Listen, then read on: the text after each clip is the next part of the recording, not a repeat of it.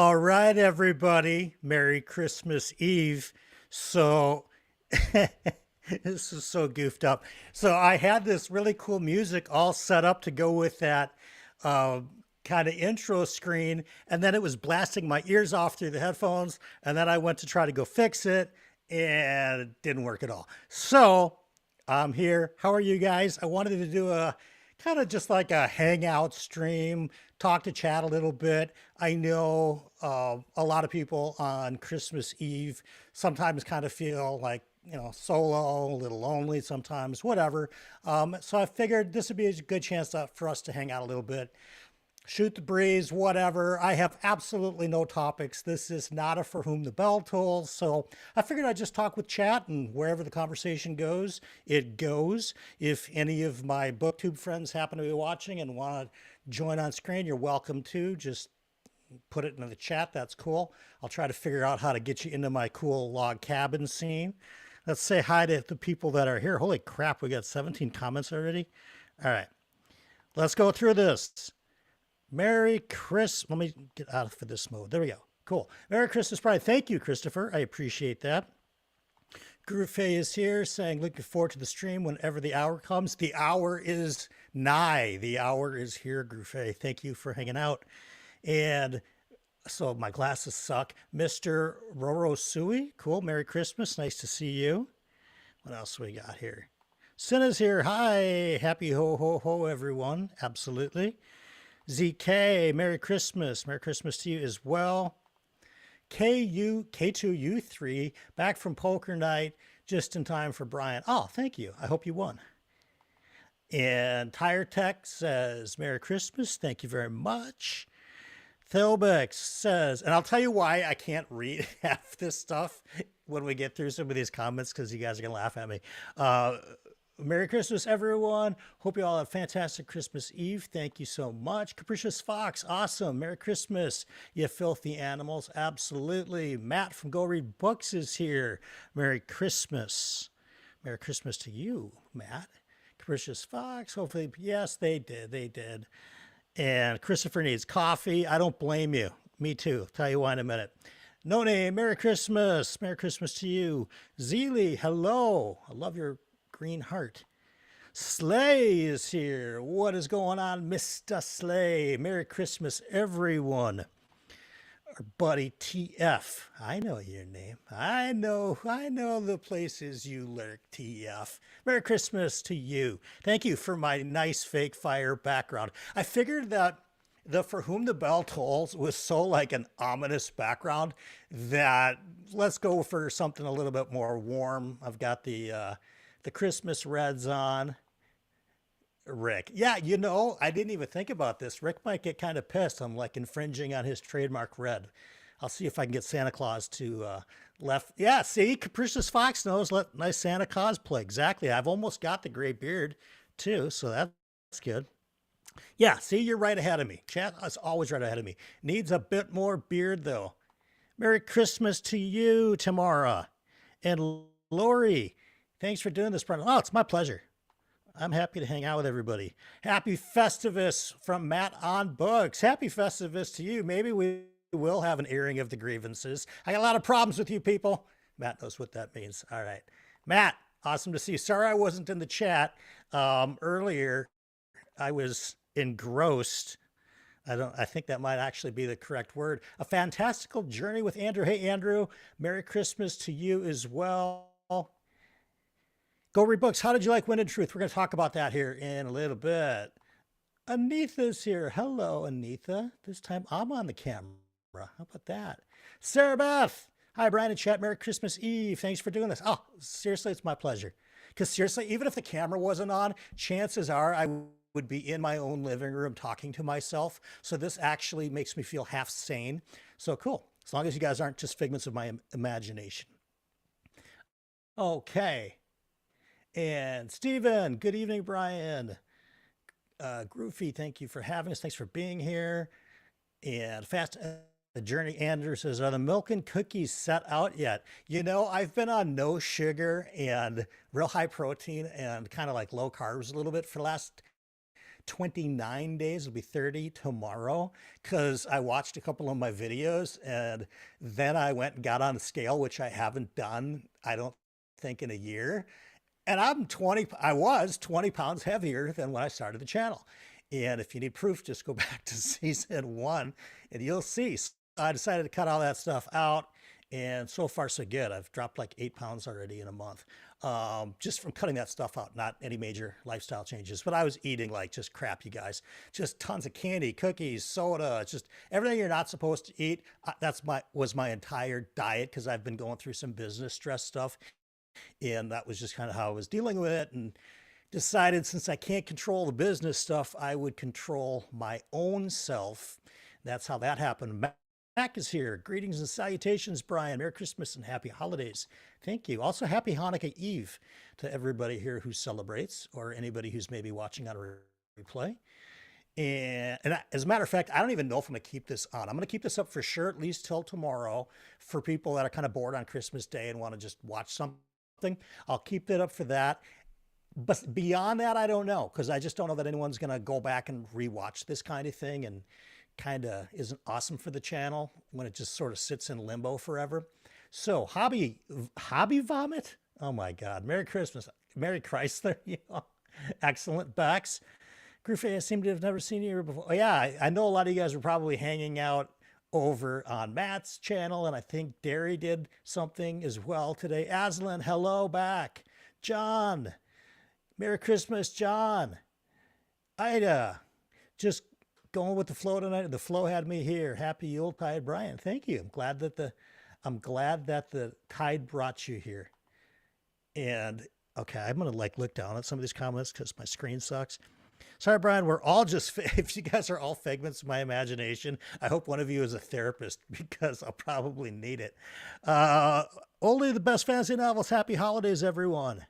And the reason why I'm reading these out loud is because I know some of you guys are just listening. So I want you to know that everyone is wishing you happy holidays, because they're not just wishing them to me, it's to everybody who's here and everybody who might be watching on replay. Andrew says, good job with no sugar and low carbs. I've been doing keto for 6 years and lost a lot of weight. Yeah, see, for me, all I want to do is get down to where I was about, I don't know, like maybe 20 years ago.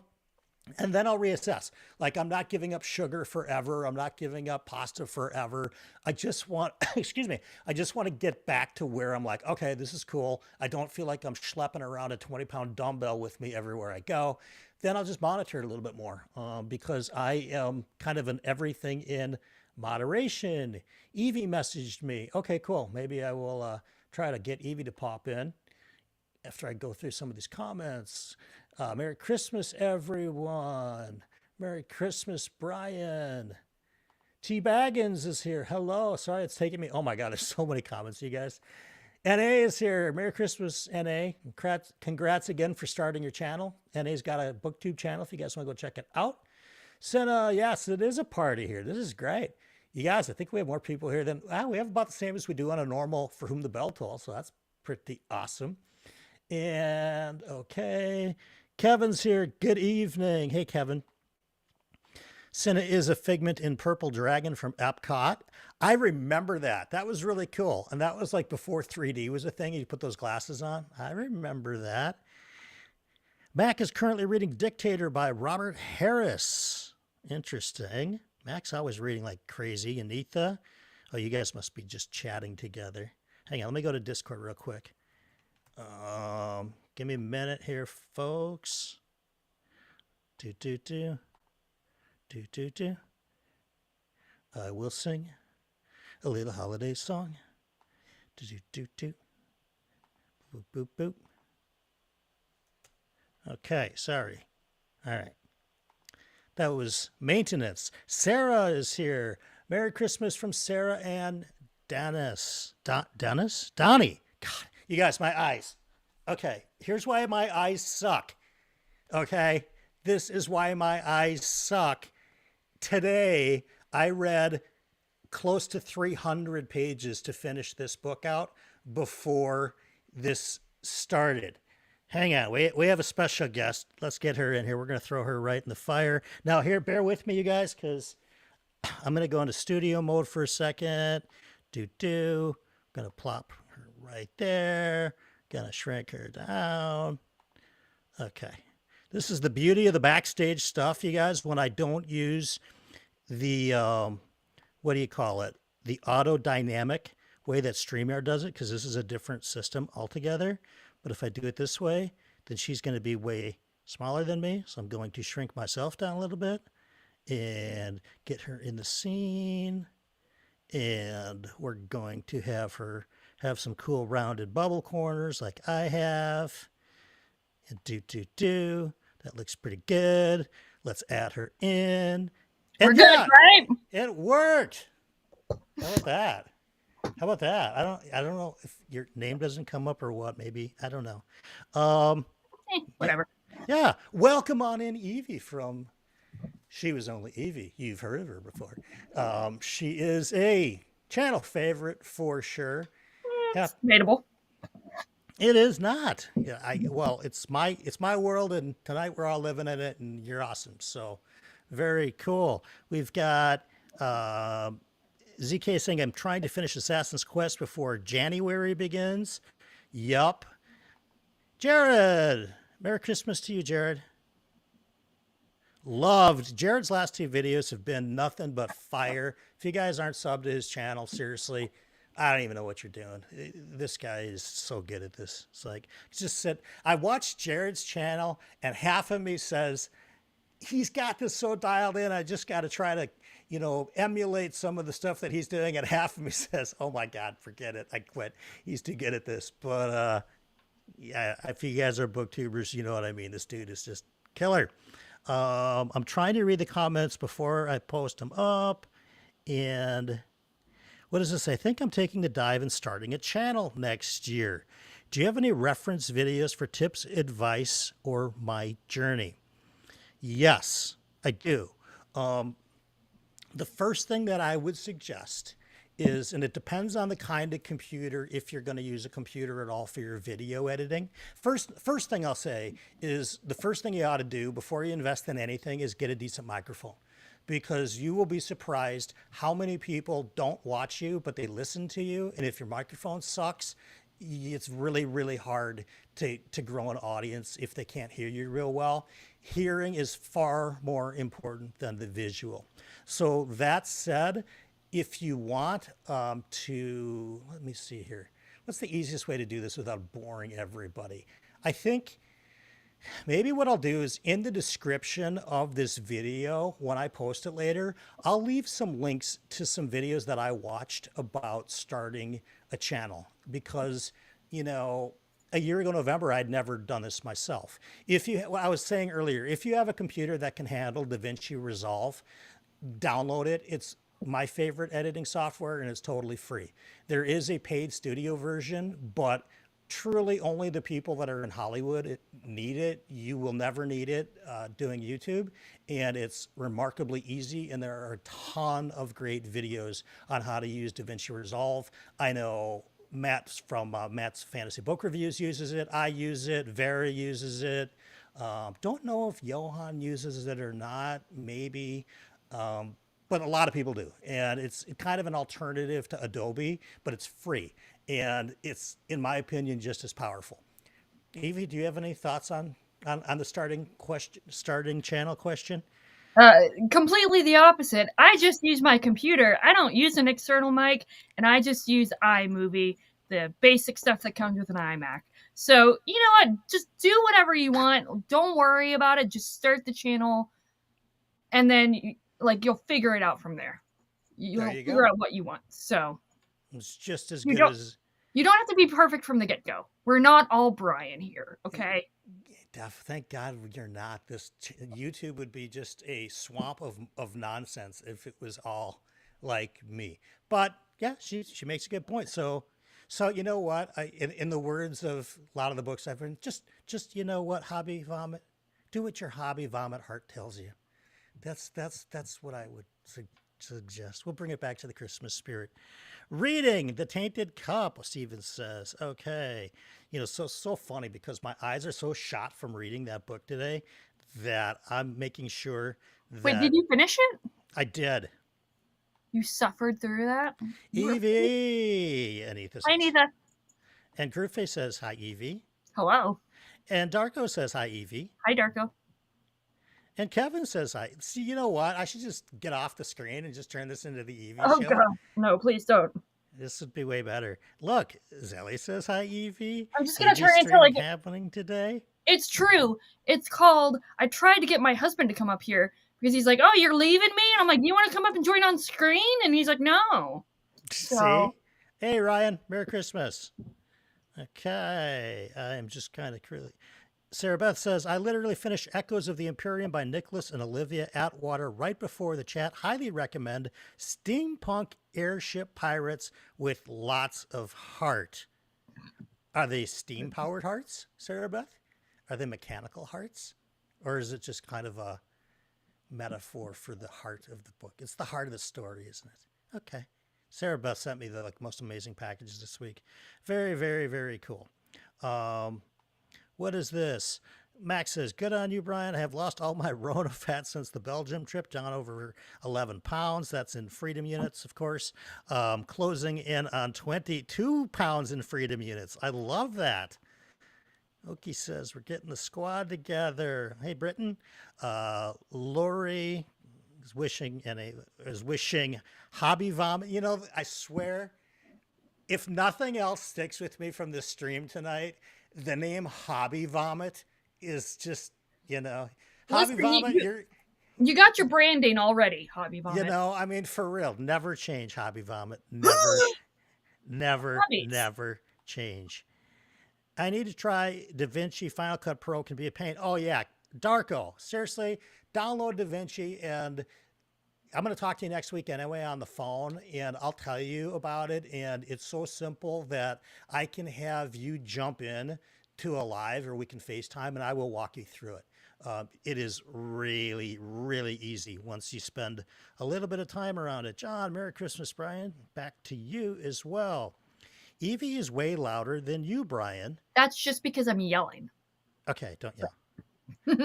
I mean, I can turn my mic up. Does this make me louder? No, you sound fine to me. Okay. I think T Baggins is just. Well, you know what the problem is that there's something up with my computer too, or it might be Eevee Mux, because when I was trying to start the stream with that music, it was blasting full on 100 out of 100 into my earphones. And when I tried to dial down the volume, because I didn't want to put that banging music as people turn on the stream, it wasn't turning it down. So it either had to be on at 100 or off. Wait, is someone, okay, we have a doctor, Philip Chase, new to the channel. Hey, welcome to BellTube, Philip Chase. I've heard some things about you, mostly good. Is someone asking for tech help? I'm here seizing. Greetings, everyone. Just stopping by to say hello and wish everyone well. Ladies and gentlemen, I'm not sure if you're aware of this or not, but Philip Chase is actually Santa Claus. I don't know if you knew that, but not everybody can be as kind as Santa. But if it has to be somebody, it's probably Philip Chase. Okay. Right. Look at Durfee. Exactly. He's just, he's on his thing. Let me know what you think, Darker. Also curious. Oh, Matt, you would crush DaVinci. With your editing skills and the power of DaVinci, your videos would be tremendous.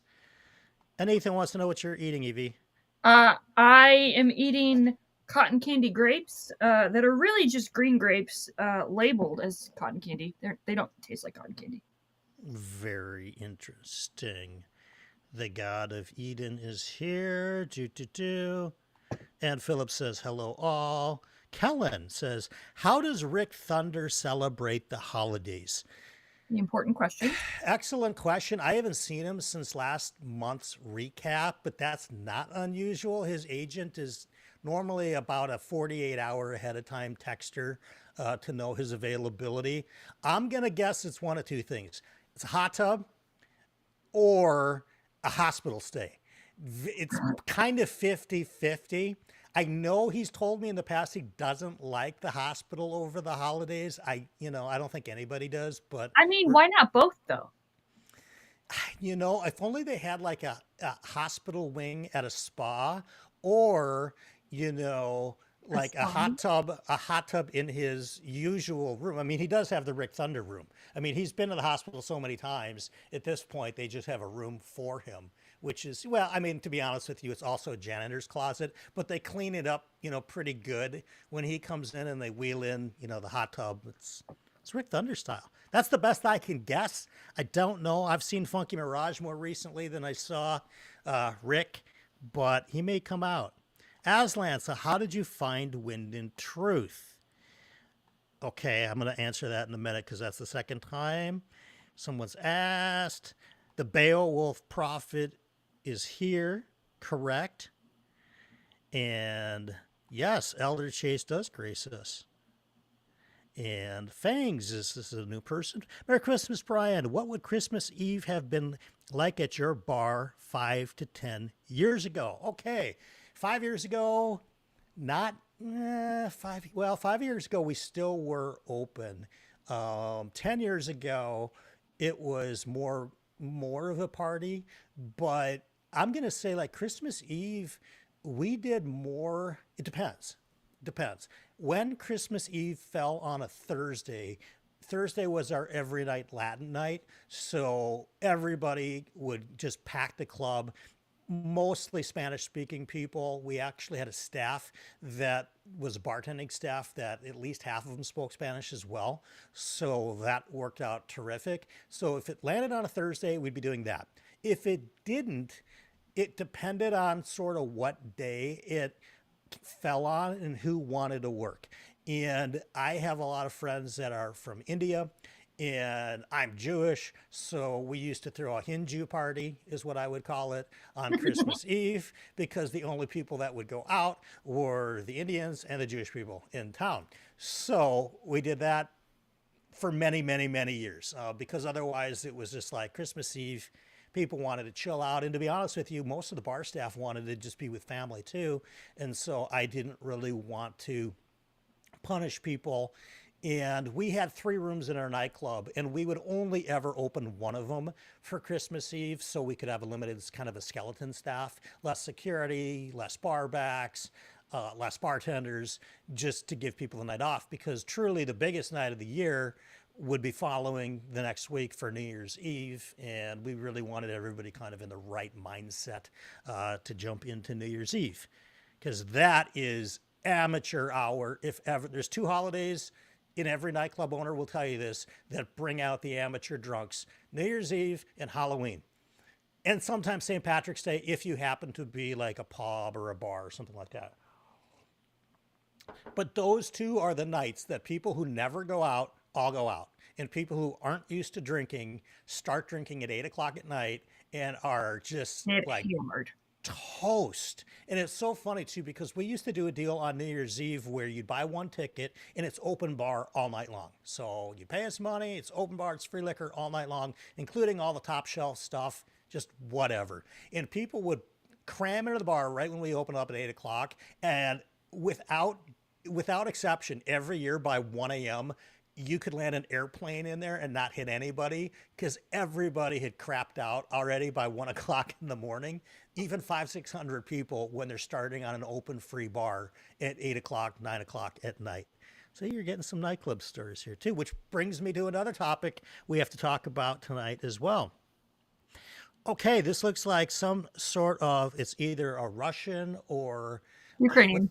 It's Ukrainian? Okay. Yeah. Hello. I found your channel thanks to Illuminati and Shogun. Recently, the adaptation became available to watch legally on one of the Ukrainian platforms before it had decided to read the book. Very cool. Well, welcome. I'm glad that the Illuminati brought you to our community. It's a lot of fun doing that book club. And because I think of all of us, the only one that's ever probably done anything like that before is Philip. Mike, for sure, no, who's never been in a book club. John, maybe a comic book club, and not me. So listen, yeah. I attempted to make a Quilluminati Ladies reboot edition, and Okay. it failed. It failed miserably. Didn't even get off the ground. Some of the youngins have started up. I know Jake from Nerd Level Rising, and I think Chance Dillon's doing one. And Beck says, I'm starting my own PT at home in January. Cool. Nice. By the way, Happy Hanukkah Eve. And happy Hanukkah Eve to you as well. I went to one of the local Jewish delis, and I got matzo ball soup and challah French toast. I am very proud of you. I am very proud of you. You know, maybe I don't know. Maybe I'll make chicken noodle soup tomorrow night. I don't know. I have my grandma's recipe, which is just awesome, and I could do that. Marianne, hi Brian, hi Eevee. Marianne is so cool. She sent me Marianne is great. like honestly, I do not deserve her as part of our community here. She sent me Semblance Ascends, I want to say like maybe 2 or 3 months ago, and it's on my first quarter TBR because it's like I feel like Mike and I have sort of switched how we're doing TBRs. I used to do them every month, and he used to do them every quarter, and now he's doing them every month. And starting in January next week, after next week, I'll be doing them once a quarter.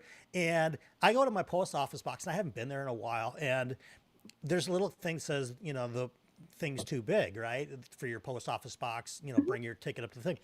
And I go, and there's like 4 huge boxes of stuff. And I'm like, okay, maybe it's been a minute since I've been here. And Marianne told me to be on the lookout for a package from her. And by the way, your handwriting is ridiculously good. I have never seen anybody that can handwrite better than Marianne ever. By the way, Yes, that's Marianne. She made that for me. you got to be kidding me. Well, I mean, I know you're not kidding me because she's just incredibly generous, amazing human being. I will try and get it off my wall, and I'll show it more closely. She's actually going to get me to watch anime, which is unbelievable. But so she sent me the rest of the Babel series. Holy cow. Oh my gosh, that is amazing. Yeah, so you can see the handwriting is like, it's S tier. Marianne, your handwriting is S tier. I love it. And thank you so much for the book. If I can work Da Vinci, then anyone can. You're right, N.A. Well, I don't mean to say that. That means I'm not digging on you, brother. All right. Let me just make sure Santa Chase, exactly correct. Philip does. I know I'm behind in chat, you guys. But this is, thank God Eevee's here too, because then you don't have to just listen to me. This one was up before. Did I just skip stuff? Just finished part 3 of Shogun. Cannot be more excited. Merry Christmas and happy holidays. Look who's here. Derry! Hi, Derry. How is happy Christmas, by the way? It's actually Christmas right now. Is it Christmas night, I think? No, is it the next morning? She's like 18 hours ahead. I'm terrible with time zones. I think Derry's 18 hours ahead. Okay, thank God for an iPhone. Because Derry, by the way, I have Wellington time zone on my phone. Specifically, it is 2:30 in the afternoon. Tomorrow. Yep. No, I think it's 2:30 in the afternoon on, is it Chris? Wait a minute. That can't be right. She's like literally 18 hours ahead of us. This is Christmas Eve. Tomorrow's Christmas. Yeah. 2:30 Christmas Day for her. It can't be, because that would only make it. Oh, that's right. Okay. Hey, folks, we're doing math here tonight on Bell Team. See? Listen, we got your R's. We got your reading. That's right. We got your writing with books. And we got your arithmetic with math. That is true. Absolutely. Oh my gosh, we're getting like the same message from okay, so it's not me, I don't think. Sarah, for hot tub related injury. Exactly. ER for the hot tub. Yes. Multiple. I mean, in the early, mid, and late 90s happened, just a series of unfortunate accidents, hot tub related mostly. And then Sarah Beth says, O'Brien, I forgot my Home Goods has a 5-foot tall disco ball snowman. It was huge. You should check one out by you. Sarah Beth, I have at least 4 disco balls in my house right now. 2 of them I had when Funky Mirage stopped by last week and disco-fied the one and only Eevee, which was fabulous, by the way. I've got 1 in my former guest room, which is now sort of like my dressing changing room because this bed in there was like ancient and I got really sick of looking at it. And my house used to sort of be the after bar house after the club ended. And inevitably somebody would pass out in the guest room. But when the pandemic hit and the bar closed and this old bed was sitting in there, I was like, this is just awful. So I actually moved some of the nightclub furniture into that room, and it's sort of become a shrine to the bar where I've got a bunch of our awards that we've won. There's a disco ball hanging. There's some cool stuff in there. Nice. Also, as you know, not to dox myself on the internet, as someone who works related to home goods, it's all about the find. So you might not necessarily find it in your local home goods if you find it at another home goods. So that is true. Hobby Vomit says if Rick Thunder doesn't perform in Times Square for the New Year's Eve celebration, then I don't even want to see 25. Okay. The issue is this. I think the issue is I don't think he's out of practice. I think it's more that they can't afford a live performance. However, what I would suggest that Rick's agent do is if they're going to drop the ball, have Rick straddle the ball as it's dropping for, the New Year's Eve for the countdown. And he just, lands back to earth. I mean, I feel like the liability insurance would be too high to begin with, and then adding on that on top of it, it's Rick not. He's uninsurable. That's the thing. It's like when he comes here, I have to sign a waiver that's saying, I am responsible for basically anything that happens to him because he has lost his insurance in the early, mid, and late 90s through a series of hot tub related accidents. Guys, I just you found out actually have to pay the insurance company. You're funny. Exactly. Gosh. Why is this stuck on my screen? I don't even know what's going on. Math sucks. Math does suck. I swear Eevee Mux is having like a canary right now. Now I've got a big chat bubble that's sitting over like all of my screen that I can't even see anything. Oh, it did that for me earlier. And then when I clicked away, it went away. Let me get out of the screen for a second. Hang on. Let me just see. Screen. Oh, whoops. So do you have, if you click on, if you hover over the thing, is there like a magnifying glass? Good question. Let me look.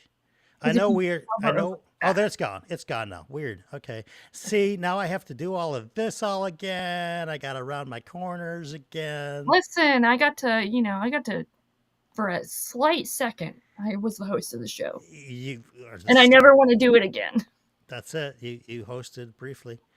It was very good. That's going to have to be good enough. Although, no, it looked like I'm bigger than you. I am. I don't want to, it's got to be, it's got to be fair here at BellTube. It's got to be equal screen time for all. It's there. That's going to be about as close as I get. Hopefully that does not continue to happen. Weird. Okay. Brian has reappeared, Britain. Indeed. He has. Grooveface says we need all the Rick Thunder lore. Don't blame you. I'm trying to get somebody to write his autobiography. Ghostwrite it, I think. That would be awesome. That would be awesome. All right, I'm going to answer a question that's come up a couple of times here about math and Wind and Truth. And if you want to learn how to count to 1,329, you can count the pages of Wind and Truth. You guys, I have never done a dedicated book review on this channel. The channel is now 13 months old. I've never once reviewed a book. There is a better than 50-50 chance I'm going to review Wind and Truth. I think it'd be actually good for the channel. That's kind of one of the reasons that I would do it, is because I've been very clear and I think honest that I like channel growth. So that's part of the reason, but also not to be overly contrarian with the Sando fan base, because I know it is ginormous. Just take a look at Dragonsteel and you will see everything you need to know about how big of a fan base Brandon Sanderson has. But to give you a nutshell, I feel like, Matt's fantasy book reviews when he just finishes a book and says, and I'm done. And literally, I finished this book 5 minutes before I came on camera today. And it, I don't get it. I feel like this book is so inconsistent in so many ways, even from the prose where you've got a paragraph, there'll be one brilliant sentence and then 4 or 5 sentences that honestly somebody in junior high school could write. It's just that level of pedestrian prose. And I'm not a prose snob, but where it irks me is that it's not all that. It's like, and it's not even changing point of views where you're getting one really intelligent character's point of view who thinks with bigger words and thinks with deeper sentences. And then you go to another POV that is more slang. They have that in there. If you're familiar with Stormlight, they do have that. But just like from a narrator point of view, I felt like it was so inconsistent in the prose style. I also feel like, and this has been talked about, I know Mike talked about it. I think John maybe brought it up, although John tends to maybe put rose-colored glasses on things like this more than I do. I shouldn't say that. John's more forgiving of the effort that it takes to write Wind and Truth. I believe that a developmental editor, somebody like an AP Canavan, could knock 300 to 400 pages out of this book and we would not lose sight of anything relevant in the story. In fact, it would probably help the story. And I just feel like, there's no need for a copy editor, right? And he's talked about recently, he's got alpha readers, beta readers, gamma readers, but who are they, right? We know he's got professional editors, but I just suspect if this thing wound up in the hands of an AP Canavan or someone of that caliber who is a test reader for Steven Erikson, okay, who say what you will about the number of books sold, Brandon Sanderson has everybody beat by a mile. But when you talk about really difficult ideas to translate into language, Steven Erikson is probably in the top 3 that I can think of when it comes to that. And he's got AP reading his stuff. So I just feel like this book was way too long. It focused in on characters that I don't really believe the mass people that have got this far in Wind to Truth are all that just vested into. And I think some of the characters that we've grown to love the most got rather limited page time. And I also think that there's 2 things. One, he seems to me, and if you guys disagree with me, this is a open forum. You can think I'm totally wrong. I'm one dude on the internet with an opinion. I think that his books for me have become far too formulaic, where nothing of any huge import happens in the first half of these giant books. There'll be little like drips and drops of cool information that gets kind of sprinkled in, so we have like a cool aha moment and we get that a little bit. But I think he's grown so accustomed to his own Sanderlanche that he relies on it and makes the last 20 to 25% of the book the far and away more interesting sections. And that's fine if you're writing a 500 or 600 page book, even a 700 page book, right? But if you have to get through 1,000 pages to get to those last 300 that'll just hit you and give you that Sanderlanche, I know why his fans are completely cool with it. I think Mike said on his channel that True Sanderson's fans would be happy if this book was 3,000 pages because they can't get enough. And I get that, and I'm there for you. If that's what you love the most, that's great. But for me, it just kind of went on and on and on. And the reason why I was able to read the last 250, 300 pages today is because that's when the Sanderlanche hits, right? And that's when you don't want to put the the book down because all the events are culminating here. I will say that I love the fact that these chapters are ultra short. Some of them are like 2 pages long, and I love snappy chapters like that. John Gwynne does that a lot. It keeps me reading. It keeps me turning pages because it's not like a Malazan book where you're dealing with a 60-page chapter of Malazan, which has tiny margins, tiny font, and big words. And it just takes much, much longer to get through. My other kind of complaint, and I'll probably talk about this if I do a review, is that during the pandemic, I watched 2 full courses of Brandon Sanderson's seminar at BYU on creative writing, of which he explains his very famous Sanderson's 3 rules of magic.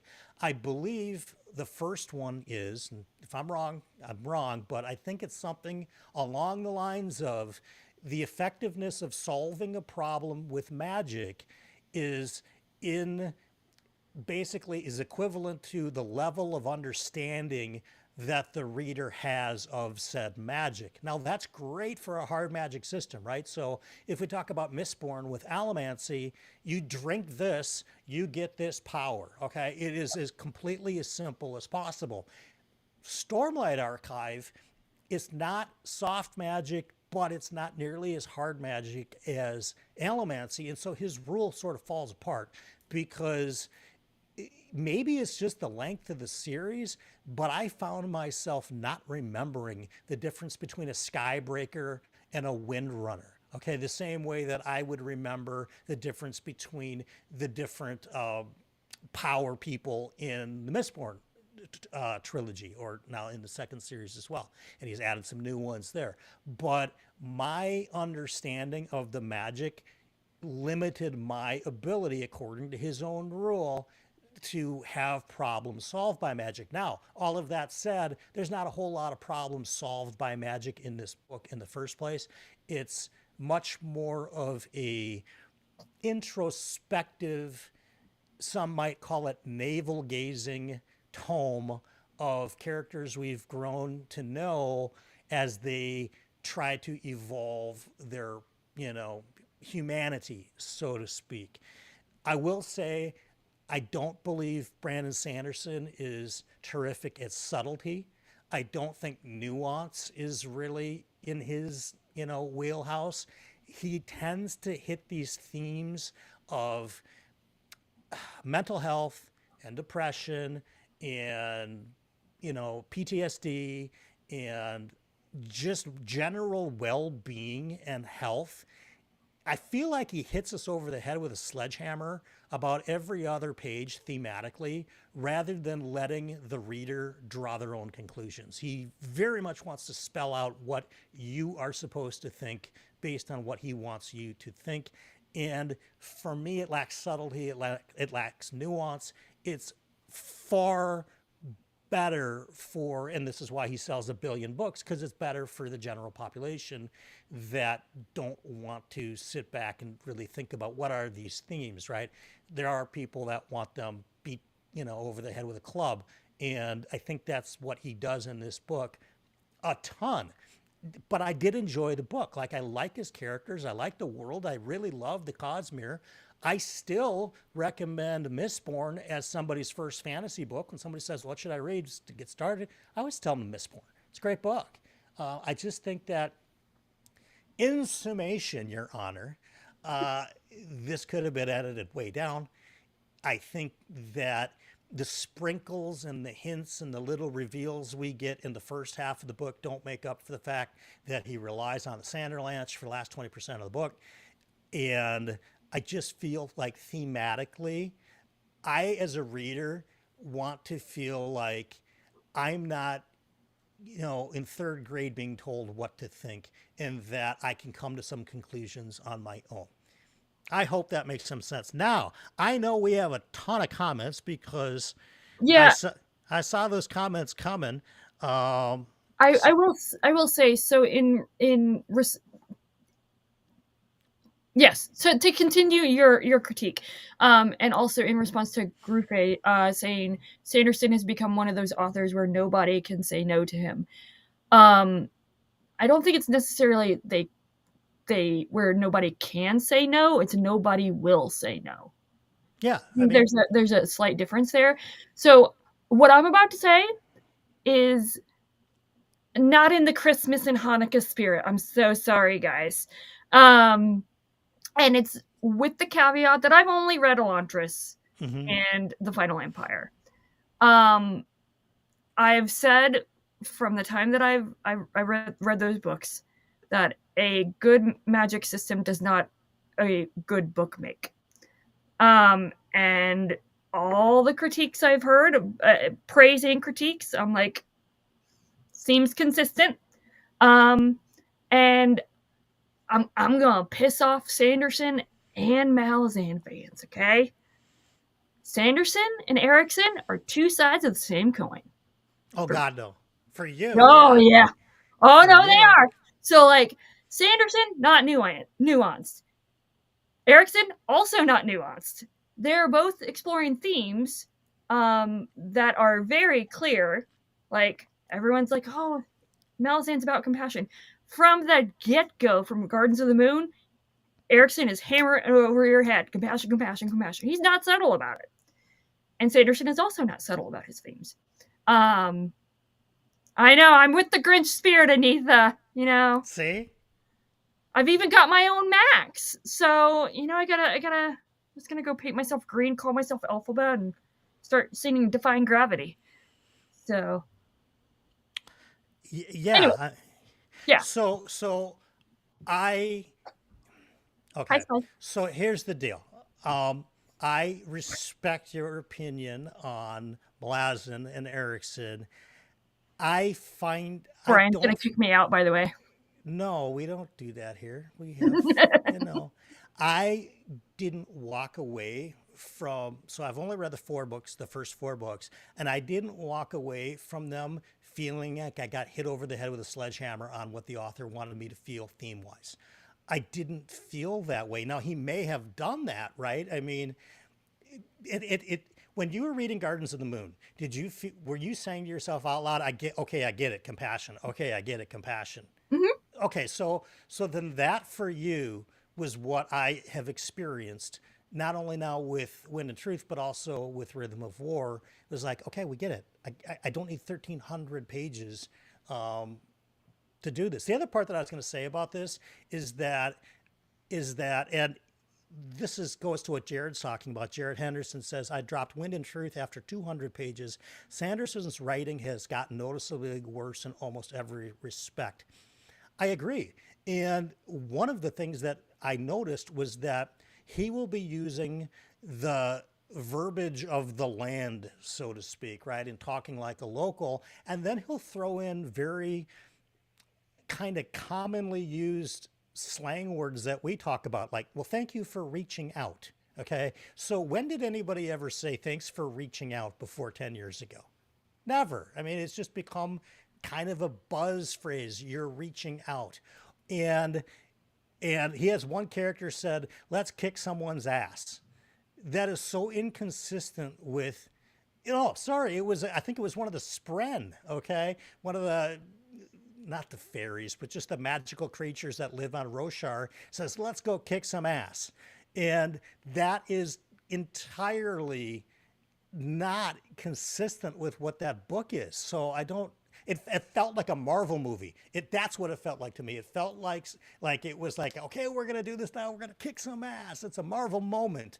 And yeah. I mean, he is creating his Cosmere interconnected universe, but I will say as an aside, I haven't gotten to this point, but Alan did let me know, or let chat know for people that are reading Days of Shattered Faith by Adrian Tchaikovsky, which is the 3rd book in the Tyrant Philosopher series. There's a character that literally says, and I'm not going to say the word, F around and find out. And find out.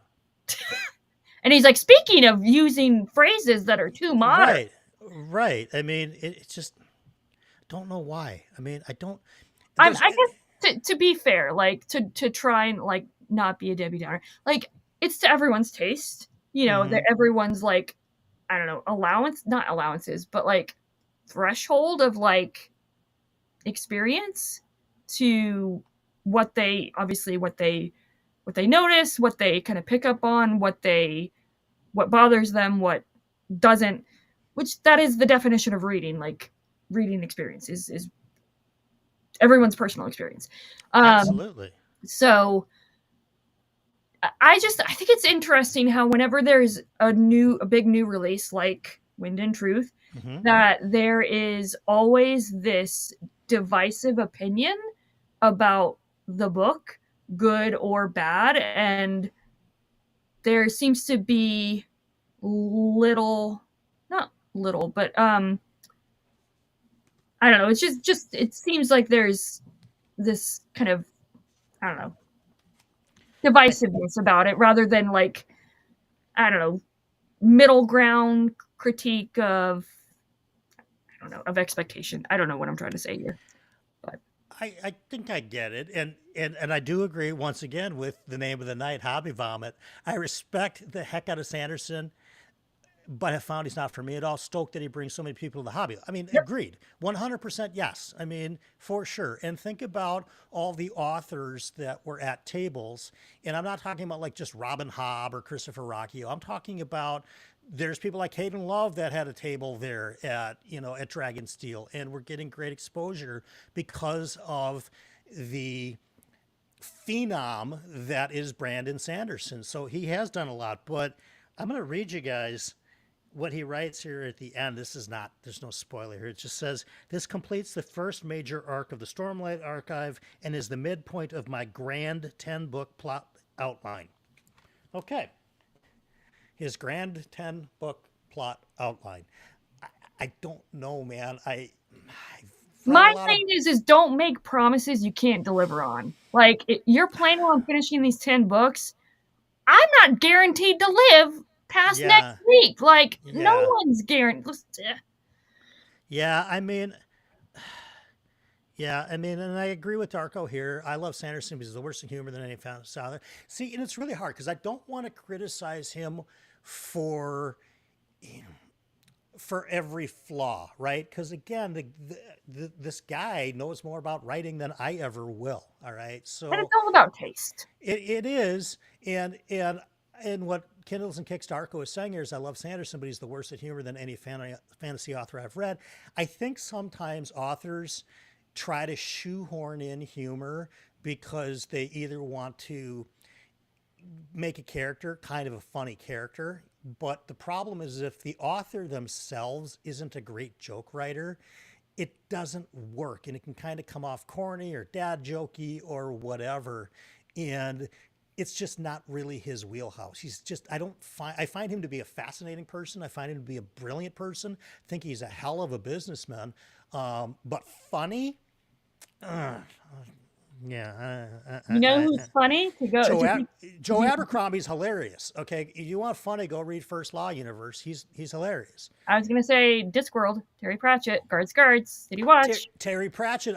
My audiobook I have going on right now is Feet of Clay. Terry Nice. Pratchett is hilarious. So I mean, but again, I think that in a huge way, what Brandon Sanderson is doing is he's just appealing to the most amount of people as possible, by doing so using simpler prose than he knows how to do. Could he write a better book prose wise? 100%. Yeah.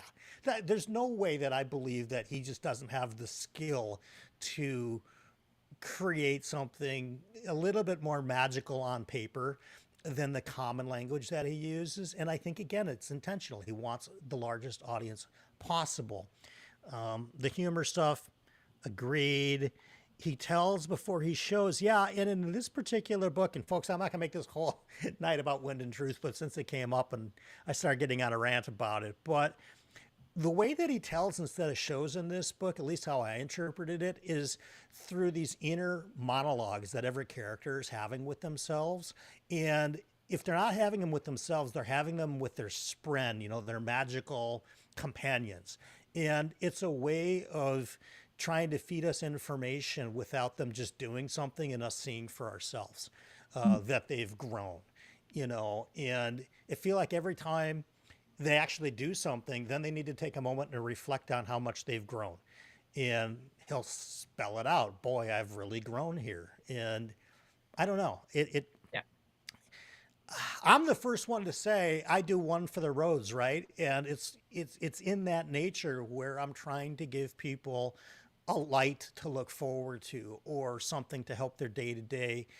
And I'm guilty of that too. If people want to just turn on my channel for, book content, that's why only 30% of them make it to the one for the road, because that's what they're here for. They're not here for my thoughts on life. But I don't also take that and sprinkle it in through the whole video. I save it for the last few minutes for the people that care about it to stick around and check it out. Sanderson throws in his life lessons everywhere. And it can become kind of like, we know it. We know you mean well. I think he means well. And I don't think he's trying to be overly preachy, but it's just, I don't know. I think the message that I got from the last two books was, if you are depressed, if you have mental health issues, you should really ask for help. And there's people in the world that will absolutely be happy to help you. Okay? And I think that that's a totally valid and correct message. Do we need 2,700 pages to get that, what I just said in 5 minutes, 5 seconds? Debatable. Yeah, there's a difference between telling, exploring there's a difference between exploring a theme and the reader's experience, for the most part, being, I'm being told this theme, versus exploring the theme and having a discussion with the reader, which is the type of stories that I like to read. And then Anitha, here you go. KJ Parker does that really well, where you don't even really know what the theme is. You're just reading the story, and you have to pick up the theme for yourself and choose your own theme adventure thing. And Parker does humor really well. It's very light throughout his books that I've read so far. But he does do humor well. But, what I want to know, Brian, yes, is what are you going to read next? You're actually going to like this. Slay saying Happy Hanukkah to Eevee. Love the Slay man. I just want to get to Crippled God. Same here, Senna. I heard he used the word level up. He might have. I would not doubt it. I would not doubt it. That would not surprise me at all. In when in truth, yeah, there were so many times that I was like, if this book didn't weigh 50 pounds, I would lift it off of me and go get a notebook and start writing some notes about phrasing that is being used in this book. But leveling up, absolutely, could actually be. Does anyone else remember how monotonous the puns became in Xanth? Senna, I read Xanth and I was like 11, so I don't remember. Yeah, Ryan Kyler does something similar. Yeah, not as heavy-handed to me, though. Not as heavy-handed for me.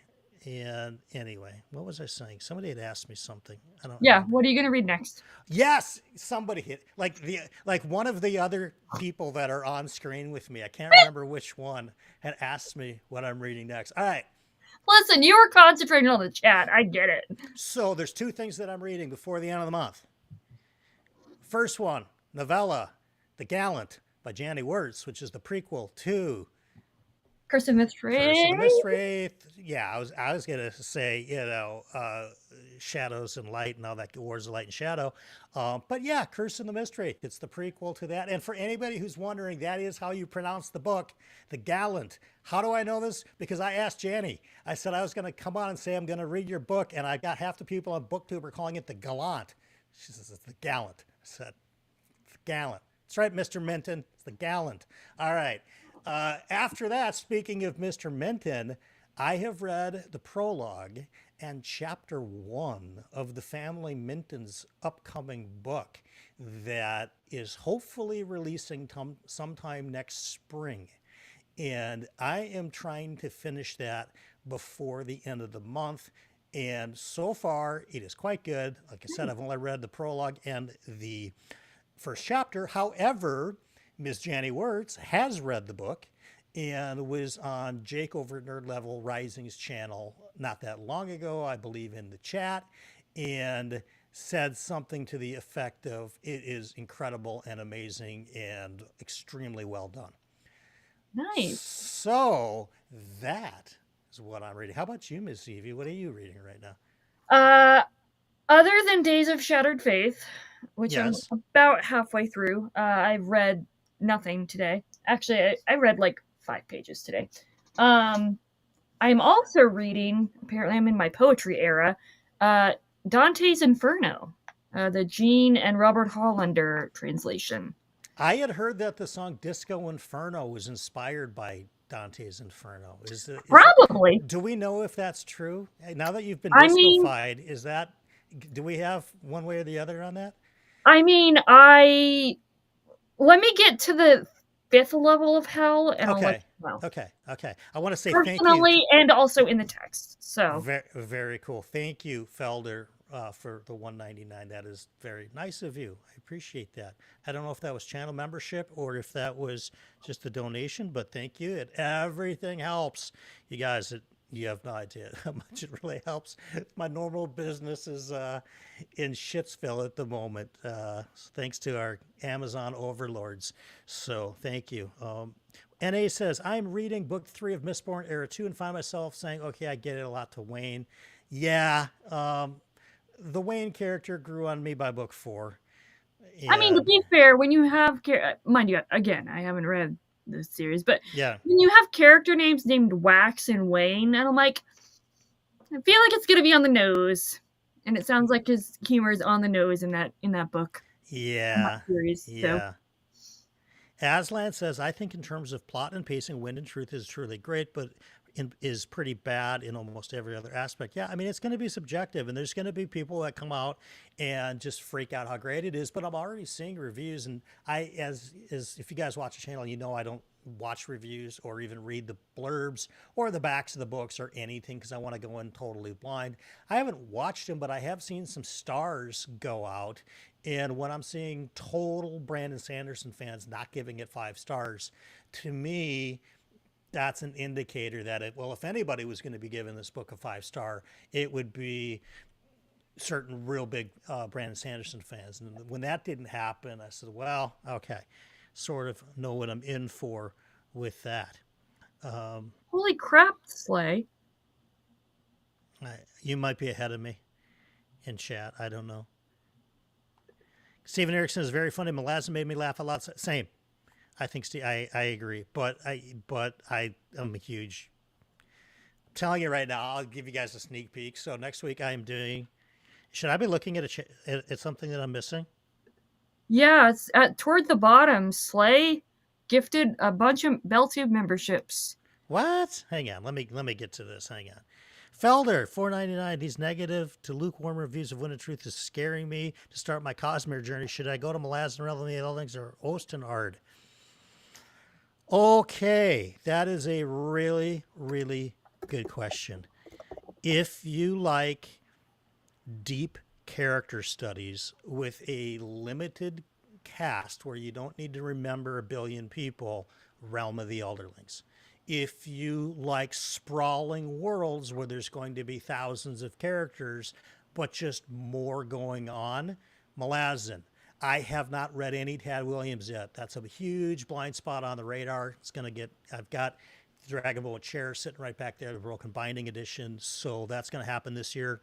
Those would be my suggestions. But I don't want you to not start the Cosmere just because I say so. I would suggest, if you don't know for sure, read, what's book 1 called again? I don't even remember. Kings, something. A Way of Kings. The Way of Kings. I was going to say A Clash of Kings, and I think that's another book. But The Way of Kings. It's a great book.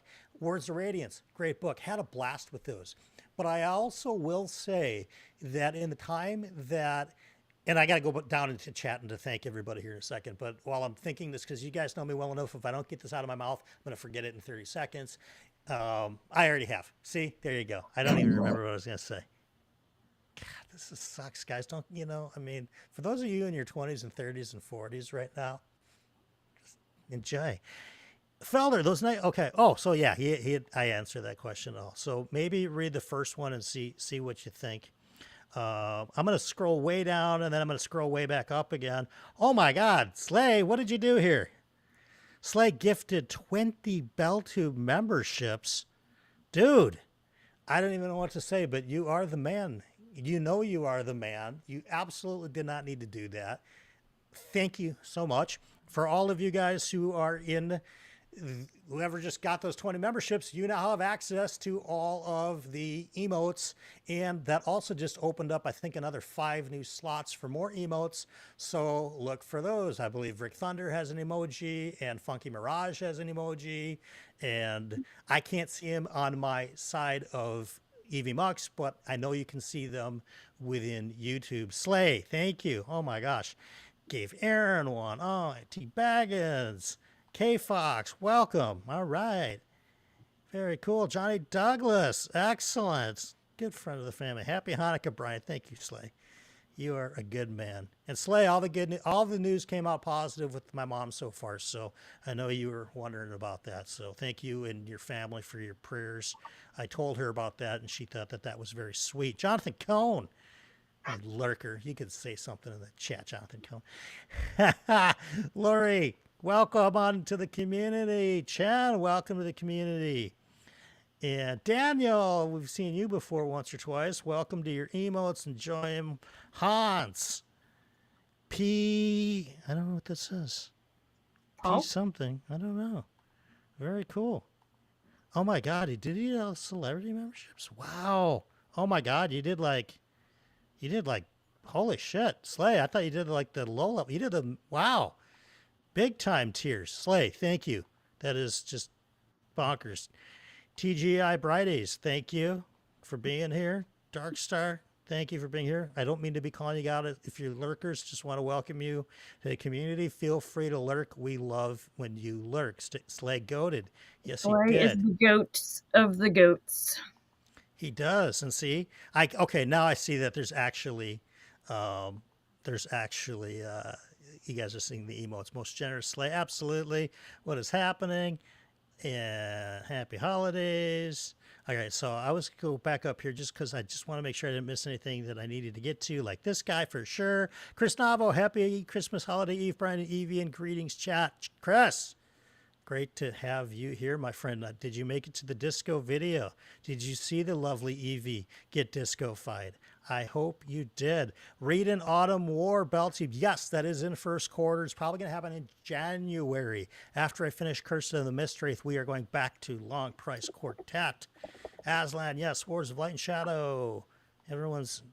I am so all over the chat. This is so funny. Malazan covers alone make me want to read them. Same here. I mean, same here. And right now, Sun Eater and First Flower are my children to give a feel as to what I adore. Oh, I see. I probably could have read that in context. You might like Malazan. I mean, Malazan's gritty like First Law and Sun Eater, much more so than Realm of the Elderlings. Realm of the Elderlings is very slow burn. So if you want something that's a little bit quicker paced, Malazan might be, between the two of them, what you like. On the other hand, if you are totally just into following characters and getting to know somebody from the time that they were 6 years old all the way up until adulthood, that's awesome. Senna, thank you. You're too kind. Thank you for the 5. I don't know what that is, but okay. Yeah, Slay is saying you're all more than welcome in the heart. Yay. I'm loving to see all the Rick Thunder emojis, by the way. I will tell him. Just make sure that, you know what, maybe I won't tell him because he's going to want to up his contract. We'll just pretend that, no, don't tell him I even did that. There could be copyright infringements. Mistwraith is unbelievable. Cannot wait. Rogue, greetings, Merry Christmas. Rogue, did you say earlier that you decided that Realm of the Elderlings is your favorite series? I think I might have been on Sunday Pub. That's a different Rogue. That's the Rogue who just finished Assassin's Fate. This is Rogue 6. Thank you. See, folks, this is why we have the master of the live chat joining us on screen tonight. She knows. See? Cinna found him. Excellent. I love it. Oh, Jay. So Jay is Rogue Six. Sorry, outed your real name there. Got it. Very cool. Okay. You absolutely did not I, say that. I think I've caught up into the comments for those of you that are not blinded by my bright red shirt. And Capricious Fox is right. Those rogues are pretty sneaky. That is true. Yeah. So I have to say, like, I am feeling remarkably good about finishing that book because anytime you finish a series, It opens you up to yeah, possibilities of more. yeah, there's a feeling of accomplishment. Like he's said that he's going to take 7 or 8 years off before he starts in with book six. Who knows where I'll be, by then. So I've really looked at these first 5 books as like my main arc. And I guess if he does book 6 through 10, we'll see where we're at there. But it's kind of, a good feeling to feel like you've accomplished the series, even though it's just not my total favorite book of all time. But there's a feeling of accomplishment for sure. Now I get to focus on, a Janny Wirtz book and John and the More Mrs. Malazan. and the Mrs. Minton's book along with Jacob, who by the way is going to be one of our first guests in the new year. We are bringing in Jacob Minton solo, no John. We're just going for whom the bell tolls, Jacob Minton style, which I think is going to be a total blast. Nice. Because yeah, we're going to get John stories like, like no one's ever been able to tell them before. But more importantly, we're going to give Jacob his spotlight. We're going to give him his flowers because he truly, I mean, without Jacob, there is no talking story. John will be the first one to say that for sure. And it's time that he comes on a show and doesn't have to worry about producing anything, doesn't have to worry about editing a thing. All he has to do is turn his camera on and let me take it away. And I think it's going to be a blast. And I know a lot of people that watch, BellTube also watch Talking Story. I would venture to say 99.9% of people, and they probably want to know more about Jacob. So I think it's a kind of a win-win for everybody. And Caleb Likes Books says, "Hey Brian, not able to stick around, but wanted to say hello and wish everyone a Merry Christmas, and to you as well." Oh my God. And Darko says, "Oh my God, I'll be just a few years away from 50 when the next Stormlight book comes out." Darko, I got ties older than you. Whatever. Okay. It's so funny. David Liss has shortest historical fiction mystery thriller. Yeah, I think John had David Liss on his channel. Yeah, as a matter of fact, Tier Tech is correct. He has seen Jacob's name on a bathroom stall, posted the picture over in Talking Story Discord. Cool. Excellent. Very glad to hear that. So yeah, I'm kind of like in more of a chillaxed read, as much as a Janny Wirtz book can chillax you in the fact that it's only 100 pages. So there's that. And then there's reading the Minton's book, but knowing full well I'm not reading the final edition, because there's been things that I've asked him and he said, "Oh yeah, we've already kind of, shifted this here and there a little bit." And I'm like, cool, this is just, I've never had the opportunity to read something in progress like this. And it's really neat, and yeah, he's very kind of him to let me take a look at it and offer my thoughts. ZK says, "I have a lot of nostalgia on Sanderson's first installment of Alcatraz versus the Evil Librarians. When I read it back in middle school, I think read that book cover to cover 4 times due to the humor." Yeah, I mean, when you're younger like that, if there's, YA humor, it's probably great, so yeah, I'm definitely not a Sanderson basher. I think that, oh, this is what I was going to say 10 minutes ago when I totally lost my train of thought. I think that from the time that I read Away of Kings and Words of Radiance, my reading has evolved.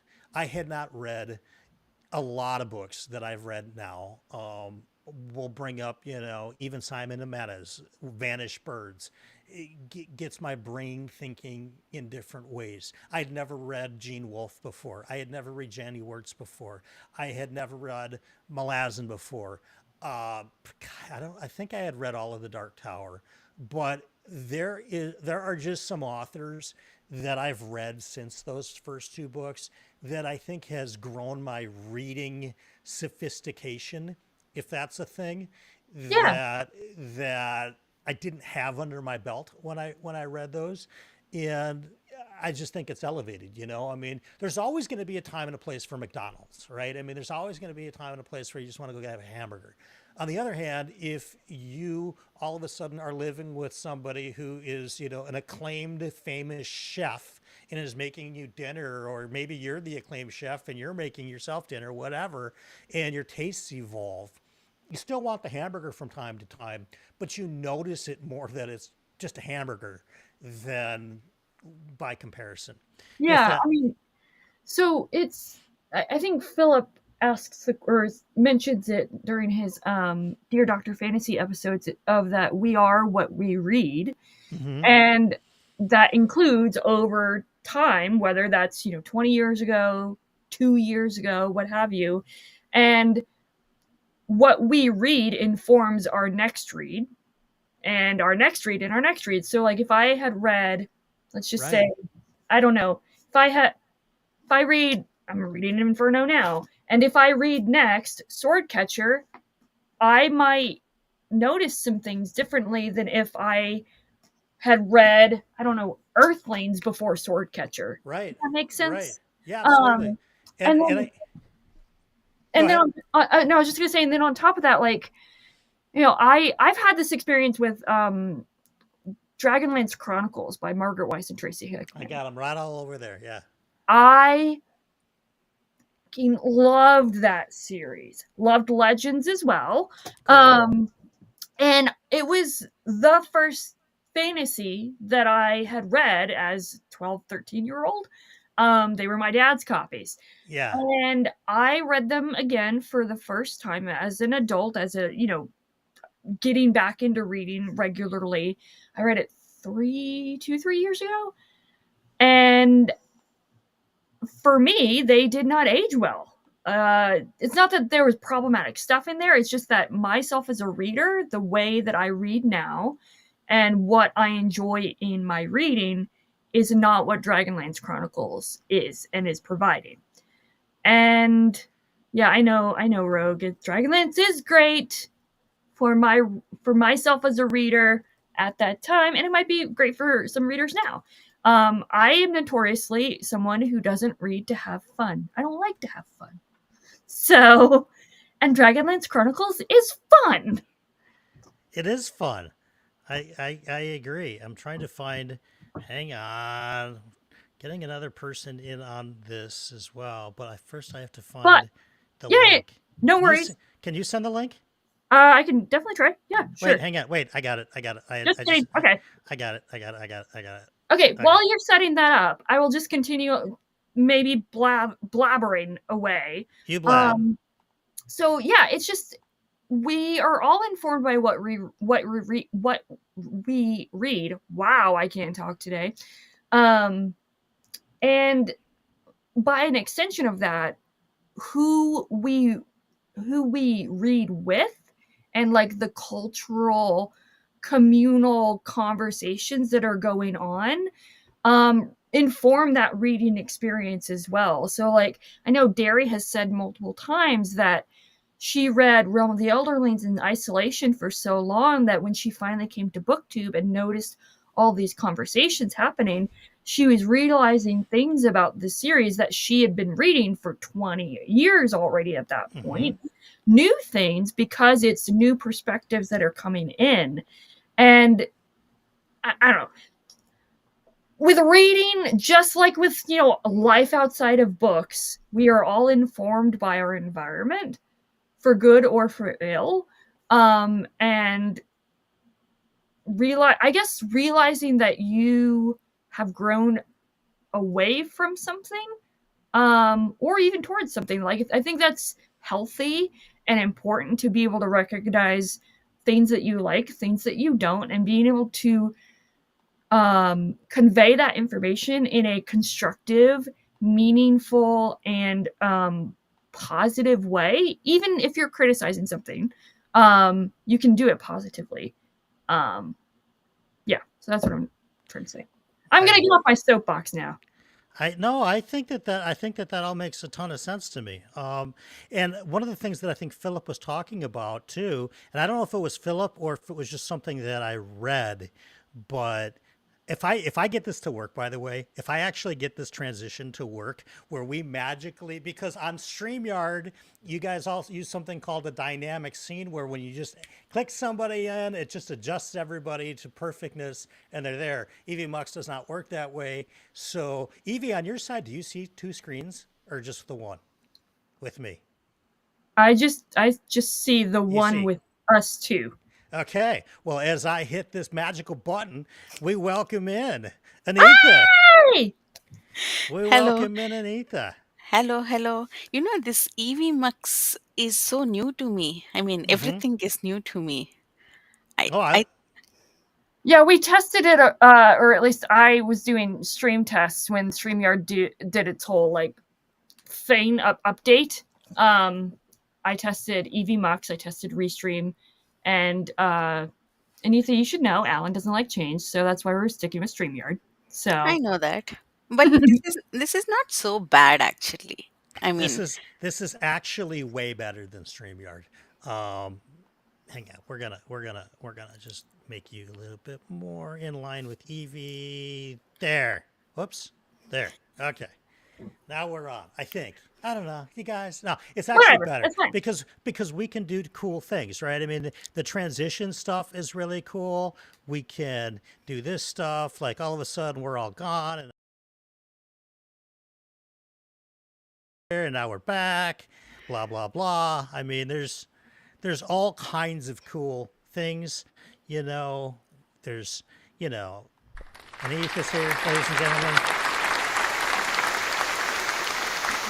thank you for that warm welcome. Exactly. On that note, Brian, you should ask Anitha what she's reading. Oh my Anitha, god! what are you reading right now? Everyone at this point, everyone in Discord knows. I mean, everyone in BookTube knows. I am reading Belly of the Bow, that is KJ Parker's second book in Fencer trilogy. And I have been reading this from past 1 month. Happy, Evie? Happy? Yes. So everyone is mocking me that, I mean, they are tracking me that which chapter I got into. It became a big joke now. So I will definitely finish this by the end of this year. Then I'll talk. There Okay. you go. That's excellent. I don't think has Anitha. Have you been on the channel before? I don't Oh remember. my god, you never invited me. This is my first time. Really? Oh my gosh. And Well, it had that to be through me, Brian. Come on. I know. Well, Evie is just the great connector of YouTubers. She's just, puts the peoples I together. I agree with that. But I you, was I was waiting for you to get your camera fixed, and then it's boom. See, it's like says like exactly. Okay, Oh, so that's the okay. All right, that's the we whatever. we Yeah. we have we have sound effects on this board. We've got graphic effects. We've got it. There's just so much more that this does than StreamYard does. So that's kind of why I am just a big fan right now of Eevee Mux when it doesn't like keep a chat over enlarged on my screen that I can't see you guys. yeah, I Abs- that's the only problem I see so far. Chat is like very small. that is a fact. Okay, and enough of that. I've used it. I've used my 2-time allotment for the Rick Thunder. That's the fact. Any more than that, I have to pay for his subscription service. So yeah, it's very I expensive. I will say, Brian, I agree with Tier Tech. Anitha needs her own For Whom the Bell Tolls episode. Oh, did he say that? I'm like, Yeah, I mean, I know Anitha and I jokingly say that like we are the same person, so technically she's already been on the show because I've been on the show. mm-hmm. that is true. But I feel like it needs to have a 2.0 with Anitha Oh, for sure. as Yeah, I need and an 100 Anitha's side. So, 100% Anitha will be in the 2025 lineup of For Whom the Bell Tolls. No doubt. I need and to. hopefully Anitha will have the Fencer trilogy completed by Yes, then. hopefully I'll finish that by then. I think we will. No, I think I know. I know I want to do this. It's weird because I was doing 3 Wednesdays a month of the show, and then I started thinking that it's like, I don't know, it became like I want to make sure that I don't get stale with doing the show, like where I'm still fired up to do it And because you don't want to get burnt out. I Like, don't, and I also put, like, as you know, I put the time into it before we go live that I want to watch a lot of their videos and really get under, my eyes around my arms around what their reading tastes are and have some substantive questions that I think maybe they haven't been asked a million times before or talked about on their channel. And it takes a lot of work to do that. And speaking of former guests on the channel, he's just checking in to see where his loyalists are. I know him too well. He's just, part of me wishes he had a sprint going on right now and is going, where the hell is Eevee and where the hell is Anitha? And I just hop on here. Alan's alarm went on, Anitha. exactly. It's like the Beowulf alarm, Secretly before Eevee came on, I murmured Beowulf 3 times into the microphone, and the good old doc showed up. So wait, what is this right here? it's Eevee Mux. It's literally Eevee Monks, right? Oh my gosh. Alan's like, what is going on here? Hey, so you don't wish that they would return to my call? You're probably right, Alan. I defer to your loyalists for sure. You've been doing this far longer than me. I was We thinking, Brian, only Pete has left to go to complete his collections. If I threw Pete down here right now, That would be hysterical. if I I was threw gonna make Pete down here right now and started screaming Christina into my kitchen, I think that might do it. I was gonna make the joke that the call is KJ Parker fans Right. unite. That's All about probably, Avengers. that's probably how Alan found the channel is that he heard the KJ Parker and something was off in the universe and he had to go sleuth it out. Yes. Yes, sure.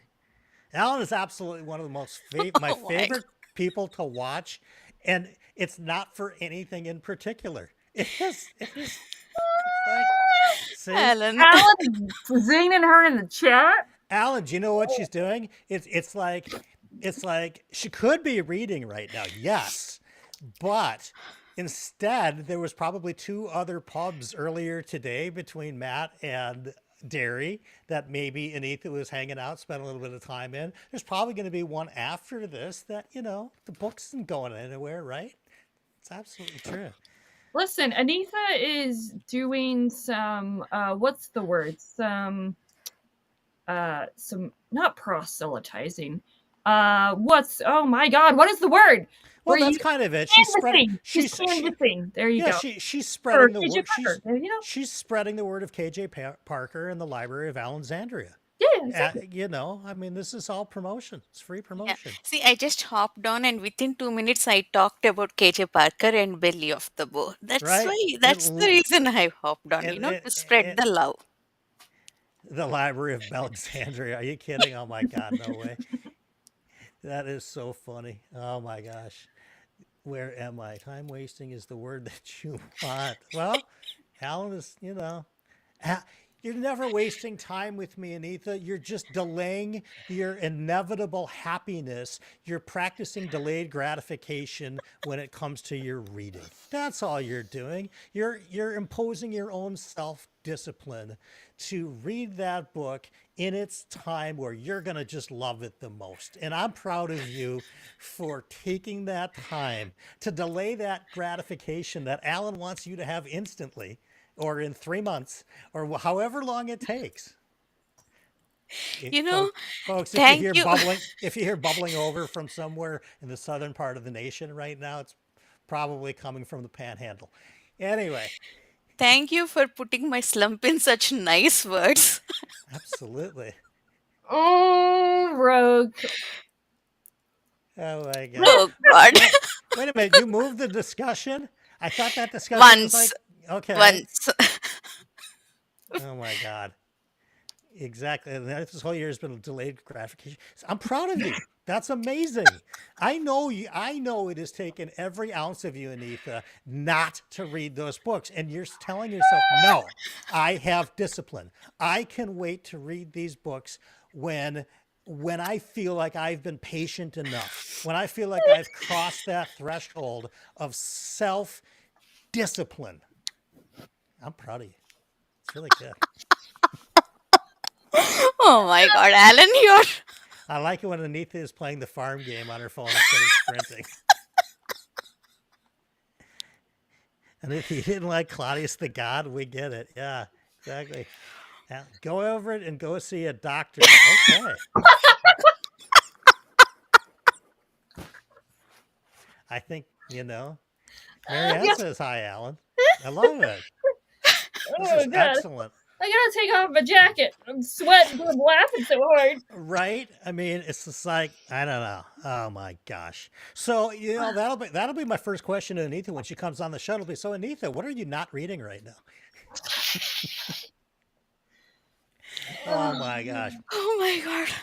Yeah. I still, even though this has nothing to do with us, I still think this is the greatest YouTube name I've seen in several Hobby months. vomit. Hobby Vomit. You're the star of the show today. I'm telling you. I mean, I will say much better than Vomit Hobby. That's for a different That's side true. of YouTube. The Library of Alexandria says, "I'm like the Polinian sway. I take over whatever chat I appear in and make it perfect." You know, I don't get the reference because he says that only Eevee will get it, but I do agree. He does improve the chat quite a bit. Quite a bit. Anitha has yet to read Sendlin Ascends, nudge, nudge. I will be. Next year. I am Anitha, reading right? it in March. Okay, let's talk to the master of chat himself, who's not on camera, but let's ask Alan, Mr. Library of Alexandria, what book should I read first? Sandlin Ascends or Long Price Quartet 3? He'll say Autumn War. Definitely. 16-second delay while he answers. See? Oh, there you go. Did he say? He yelled it Autumn in War. chat. Oh, very good. Yeah. How are you guys even getting this before me? I'm the host. I don't even understand. Autumn War. Okay, well, you know what? That actually kind of makes sense. Maybe what I'll do is I'll finish out Long Price Quartet, then I'll go to the Josiah Bancroft books and rock them all out simultaneously. Well, Yeah. not You know, you can simultaneously, join us. consecutively. You can join us actually.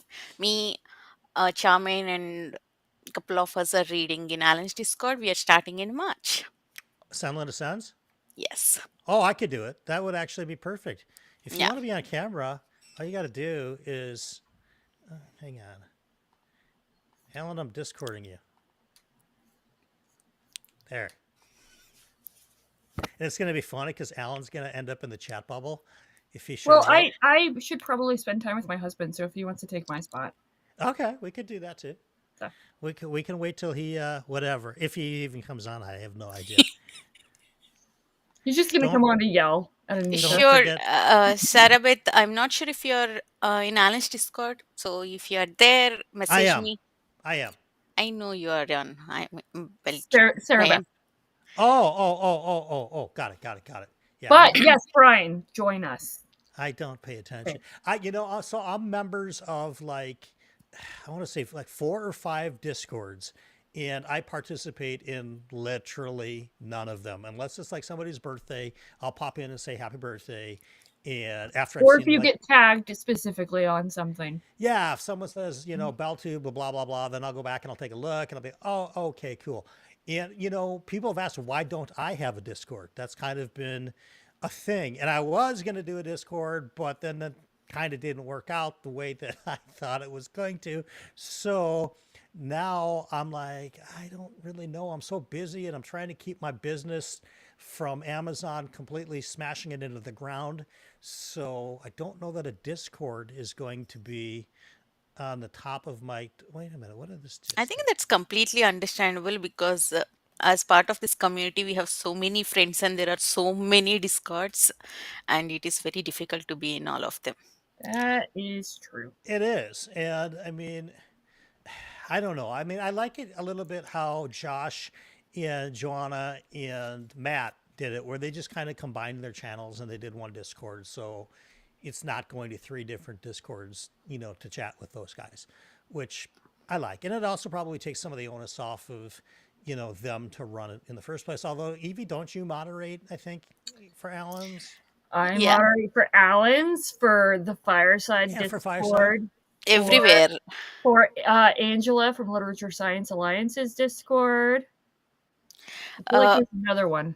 if I may interrupt, Marianne, Um, you just go to Alan's channel, go to description, click on the Discord link and join it. I mean, and from there it's very easy. or alternatively, just message me on Instagram, Marianne, and I'll walk you through it. So That works too. I'll be your Discord Sherpa. Merry Christmas story. A funny thing is, entire day, whoever types Christmas Eve, every time I'm reading Christmas Eve. I mean, here I read it as Merry Christmas Eve, friends. And I don't remember, I think Matt's Sunday pub, like Christmas Eve pub, something he wrote there. I was like, Eve pub. I was like, why is Eve on title? Everywhere I'm reading Eve, everywhere. Your eyes are just playing tricks everywhere. She's so consumed with me. It's really an unhealthy obsession. I really should get a restraining order. Sure. Anyways, alternatively, every single time you say Eevee Mox, Brian, Yes. I twitch. So I think it's me. Don't do that. Don't do that. Hey, Mike, thank you. Merry Christmas to you and the family as well. I have to get a little. Oh, wait. Eevee, were you going to pop out? I don't remember. Yep, I can pop out. Bye, Eve. Eevee, thank you Thank you so for much. letting me join. Thank you for joining. You rock. And Merry Hanukkah. As Dean Craig Pelton from Community says, Merry Happy. Very happy. Well, we're going to have. I understand that reference. Human beings, Hang on. baby. He's not on yet. I'm working things backstage. So do. Transition. Hang on a minute here. I'll stay here until you transition. That's what she said. Okay. Girl. Okay. All right. Let's say there. Yes. And then we go. Did that work? I don't even know. Oh, he's so big. He's like dominating us all. He's already going to do that with his insights and his wisdoms. But let's welcome on in. How about that for a quick flip out, huh? Ladies and gentlemen, how about that? Tell me there's a way to move the chat to the right side of the screen. I know that this was going to just drive you bonkers. Like, why can't I move it? Like, why is it stuck there? Oh my gosh. Oh my, what is Evmux? Eevee Mux. Oh my gosh. It's cool though. We have sound effects. We have music. We've got, Alan comes in. Button, hear me out. What if the chat feed was on the right side of the screen? It would be way better. Oh my gosh. It is so unreasonable to be bothered as much as I am by the fact that is on the left side of the screen. It would be but it would be way better. The only thing that I can do on my end, which I don't like to do, is I can put the chat on the actual screen itself. That's hideous. Ugh. That is awful. Yeah. And especially if you get stupid comments, then it's on your video forever. Yeah, that's why none of us use YouTube Stream. Because one, why on earth has YouTube not embraced its own ecosystem and let you highlight comments? Like, why can't you highlight comments in YouTube's native ecosystem? Like, I legitimately don't understand it. I don't think they care. I think they're like, you know what? This is just, if somebody wants to link to us, great. But we're just here to sell ads and have people make videos on our platform. It just seems like they could undercut StreamYard like pretty severely if they just added, because I mean that's why I use StreamYard, because I can't highlight comments otherwise. Right. I think that You know, it's a good question. I would imagine in the next couple of years, YouTube will just say, we don't, we can monetize this, right? If people are paying for That's what I'm saying. StreamYard, if they're paying for EV Mux, why don't we just get our creators to pay us an extra $10 a month and they That's what can I'm just, saying. yeah, I'd pay them $10 a month to not have to use StreamYard and be able to highlight my comments. Sure. absolutely. Marianne, come join our Discord. Absolutely. Marianne sent me all the books of Josiah Bancroft's Sunderland Ascend series. That's so Very sweet. cool. That is very nice. It is just like I opened it and I was like, no way. Because she had sent me book one months ago. And my plan was I was going to get to it maybe at the end of this year. And then this thing I finally finished today. Ugh. How many stars? You missed the rant, big wind and truth rant from Brian. Alan, I only need the short version. Alan, you would have been proud of me. How many? You would say I've learned at the feet of the master. I'm telling you. We covered. Was it 4 snores? It was pretty much 4 snores, but then there was some 3 aggravations as well. Definitely some 3 aggravations.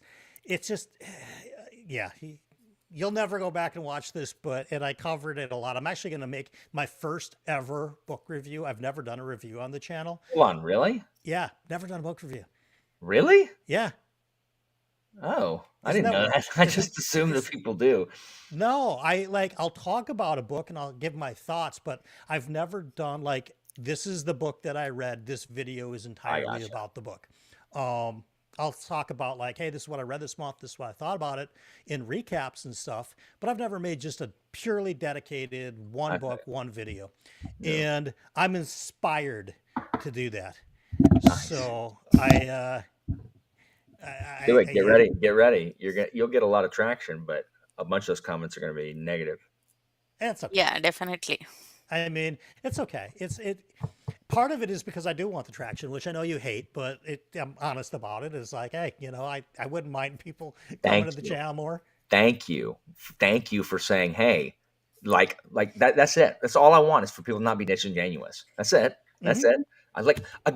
I understand wanting traction on one's channel. I understand wanting to grow one's channel and to monetize. I understand that. I don't understand when it becomes soulless and then trying to sell me some tonic for my bald head and act like it's not what it is, as if we can't all see your thumbnail saying, "Did I hate it?" No, you didn't, because you never would title it that if you did. Correct. It's sort of like this kind of Mr. Beast follow the leader. Oh my gosh, freaking Mr. Beast. Did you know that in like 15 countries, Beast Games is #1 show on Amazon Prime? Right. And that's the trick, is that kind of mentality works in 8 or 9 out of 10 genres and niches on YouTube. I don't think it works that great for books, because I think book people suss it out immediately and don't buy into the curiosity hype. Oh my God, I'm so curious. I must click this to find out what this person actually thought. I just don't think book readers are of that kind of a nature. I don't think they care. Yeah. I could be dead wrong, but yeah, I mean, I will do this. It's not entirely because, I want to attract a bunch of new subscribers. That's a nice benefit. I've never shied away from that. But it's mostly because I feel like I actually have something to say about this, having read the 5 books of the Stormlight Archive, and I get the mass appeal. I don't get the appeal for people who read Long Price Quartet or Blazin or Janny Words or Robin Hobb or more elevated fantasy to what this actually is. Is that me? That's not me. That's me. I'm about to have to go tuck the baby in, so I'm going to go off camera for just 2 seconds. Okay. But I'm a proponent of book reviews. I'm always a proponent of book reviews, so you ain't going to get any argument from me. Cool. I'll be right back. Very cool. Very cool. So, Anitha, what do you plan to not read next summer? Next summer, that's long time. I know. But I am going to read all of Alan's read-alongs. Have you watched that video? For next year, Alan has 5 read-alongs. January, February and March, it's Alchemy Wars by Ian Treglis. Okay. And April, May, June, July, it's Buduka series. That's Okay. Britain's historical fiction. And August, September, it's Signal Airship by, I don't remember the other name. It's duology. It's steampunk duology. Okay. And the last 3 months, as usual, KJ Parker's Scavenger Trilogy, and also a bonus read along. It's reread for Alan. It's one of his favorite series. It's Great Codes. We read that from June, July, August, September. Yeah. Well, So you've got a plan. yes, You are way more ahead than I am. ZK says the Mechanical Trilogy books look really cool. I'll be hopping on that one. Excellent. yes. That is really cool. Actually, I'm very excited for that. That's awesome. Do you watch book reviews Yes, as a YouTuber? You do. Do you yes, watch them all the before? time. Do you watch them before you read the book or after? Before. Really? Yeah, I like book reviews. I mean, non-spoiler ones, Non not the spoiler. spoilery ones. Uh, So Especially Allen's and some of the others too. It depends on the. I mean, it depends on the book also. If I have no interest in the book, then I don't watch. sure. See, it's like, but you want to have a general sense of the premise of the Yeah, book yeah, before you put your time into it. yeah, definitely. Interesting. Yeah, I mean, I think that that's probably pretty common. I never want to know. I'm like, I don't want to know. If my friend likes it, that's good enough for me. I don't want to know anything about it. I'm going to just read the book and then I'll find out why. So it's like Long Forest Quartet. It's like Alan and Tori have been like, oh, you got to read this. You got to read this. And same with Pete. You got to read this. And I never once asked what it was about. And it's so funny because I read that first book and I was shocked. I had no idea this was kind of like an Eastern based philosophy type of low magic system. Or, I mean, you could add up all the pages that actually has magic in the Long Price Quartet, and it's less than 3% of the book for sure. I had no idea about any of that. And so it's like this most awesome, pleasant surprise. I, So, I mean, for me, it's the opposite of it. The more I see reviews, actually, especially non-spoiler ones, I get more excited. Especially if they like the book, I get very excited. very cool. That makes it way I'm better. I'm like Anitha. I always read the back of the book. Do you Um, really? yeah, because Is it because of a time investment? Is that? I mean, I like to know what the book's about. Yeah. Because like a lot of people like crap that I don't like. So I I don't know. I just like knowing what the book's about. Basically, so it's my reviews are the same way. If it would be in the and before anyone says like what movie trailers used to be like when they Hmm. before they spoiled the whole movie, right? Right. Um, back like in the '90s, if it would be in a '90s movie trailer, then it's fair game. I don't care if like someone dies in the first two chapters and that's what the book's about. That doesn't bother me. I know it bothers other people, but Yeah. that's the thing I like about booktube and book reviews especially is you eventually learn which people doing book reviews align with your taste for style of book reviews. Like I say mine are non-spoiler, but people who watch my videos know what that means. It knows like, hey, Hmm. so like I It's an Allen level of non-spoiler. correct. Versus like what you're saying is you don't like to know anything about it going in, which I is know which nothing. and there are some people who talk non-spoiler books. It's really hard to do a non-spoiler review of that Yeah. level of non-spoiler. Yeah. But yeah, so it doesn't bother me knowing the inciting incident of the book, as long as it doesn't come halfway through the book, doesn't bother me. Gotcha. Character deaths are the one thing that I don't like being spoiled on, and not like this guy dies like in the first chapter, but I mean like this main character dies Yeah. somewhere in the book. I hate that. Yeah. It's like when somebody describes something to me as bittersweet. Well, I know someone's going to die by the end of the book. Yeah. And it's like, I don't know. Everybody's screaming, hi, Christina. So, Oh, hi, Christina. On the bed, I think everyone's saying hi, Christina. Where is uh, Atticus? Is he already sleeping? I think he just put him to Yeah, I bed. just put him down. I just put him to sleep. He's super tired. We had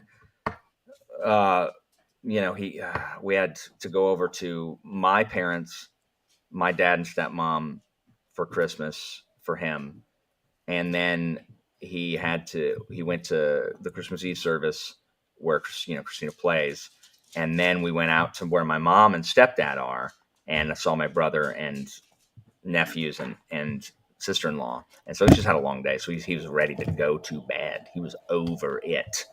He missed his last nap, and then he was up like an hour, maybe an hour and a half later than he normally is. So poor baby was so tired. Yeah. Aslan, that's so first of all, Thixlabooks. I agree. There are books, there are YouTubers. Yeah, you just learn what YouTubers align with your set of spoilers and stuff. Second, Aslan, that's why I picked up City of Last Chances, was the cover. Like Adrian Tchaikovsky has so much, and I hadn't read everything by him, but I knew I was going to read that when I saw the cover. So I'm with you. So shallow, Alan. So shallow. Anitha, I just messaged you back. You could just send him what I sent you. Okay. That should work. Okay. But I mean, I enjoy doing book reviews, and I say that, and yet I hate them because I don't like recording them. Yeah. But I like them just because, I mean, whatever. Like I've decided to buck the trend. Like I'm going to break the cycle of endless book 1 reviews and no one doing book 2, 3, 4, 5 book, any of those reviews. Right. No one watches them. Right. I am on an anti-algorithm path. So while you want to be driven as down as correct, possible. I want to make videos that the nichest audience possible is watching. Somebody who's made it to book 13 is like, oh, can't wait to find out what Alan thinks about. I know, 13. right? Yeah. Let me tell you how many views book 8 of Shadows of the Apt is going to get when I finally get there and film that one. Yeah, I mean, it's just, but it's like you were talking about the other day, even on your channel too. It's like, what's your motivations? If your motivation is to get on and talk about a book that you like, if it happens to be book 8, who cares? Yeah. You're on BookTube for fun to talk about these books that you like. For sure. Hopefully like-minded people that have maybe read the book or are contemplating it. And it's a great platform to get people to read books that otherwise you never know about. You don't walk through a bookstore or Amazon and find any of these that we've been talking about other than the Sanderson stuff. Mm-hmm. So, or although I will say you will find my favorite review that I've ever seen on BookTube, which is Alan's A Court of Thorn and Roses vlog.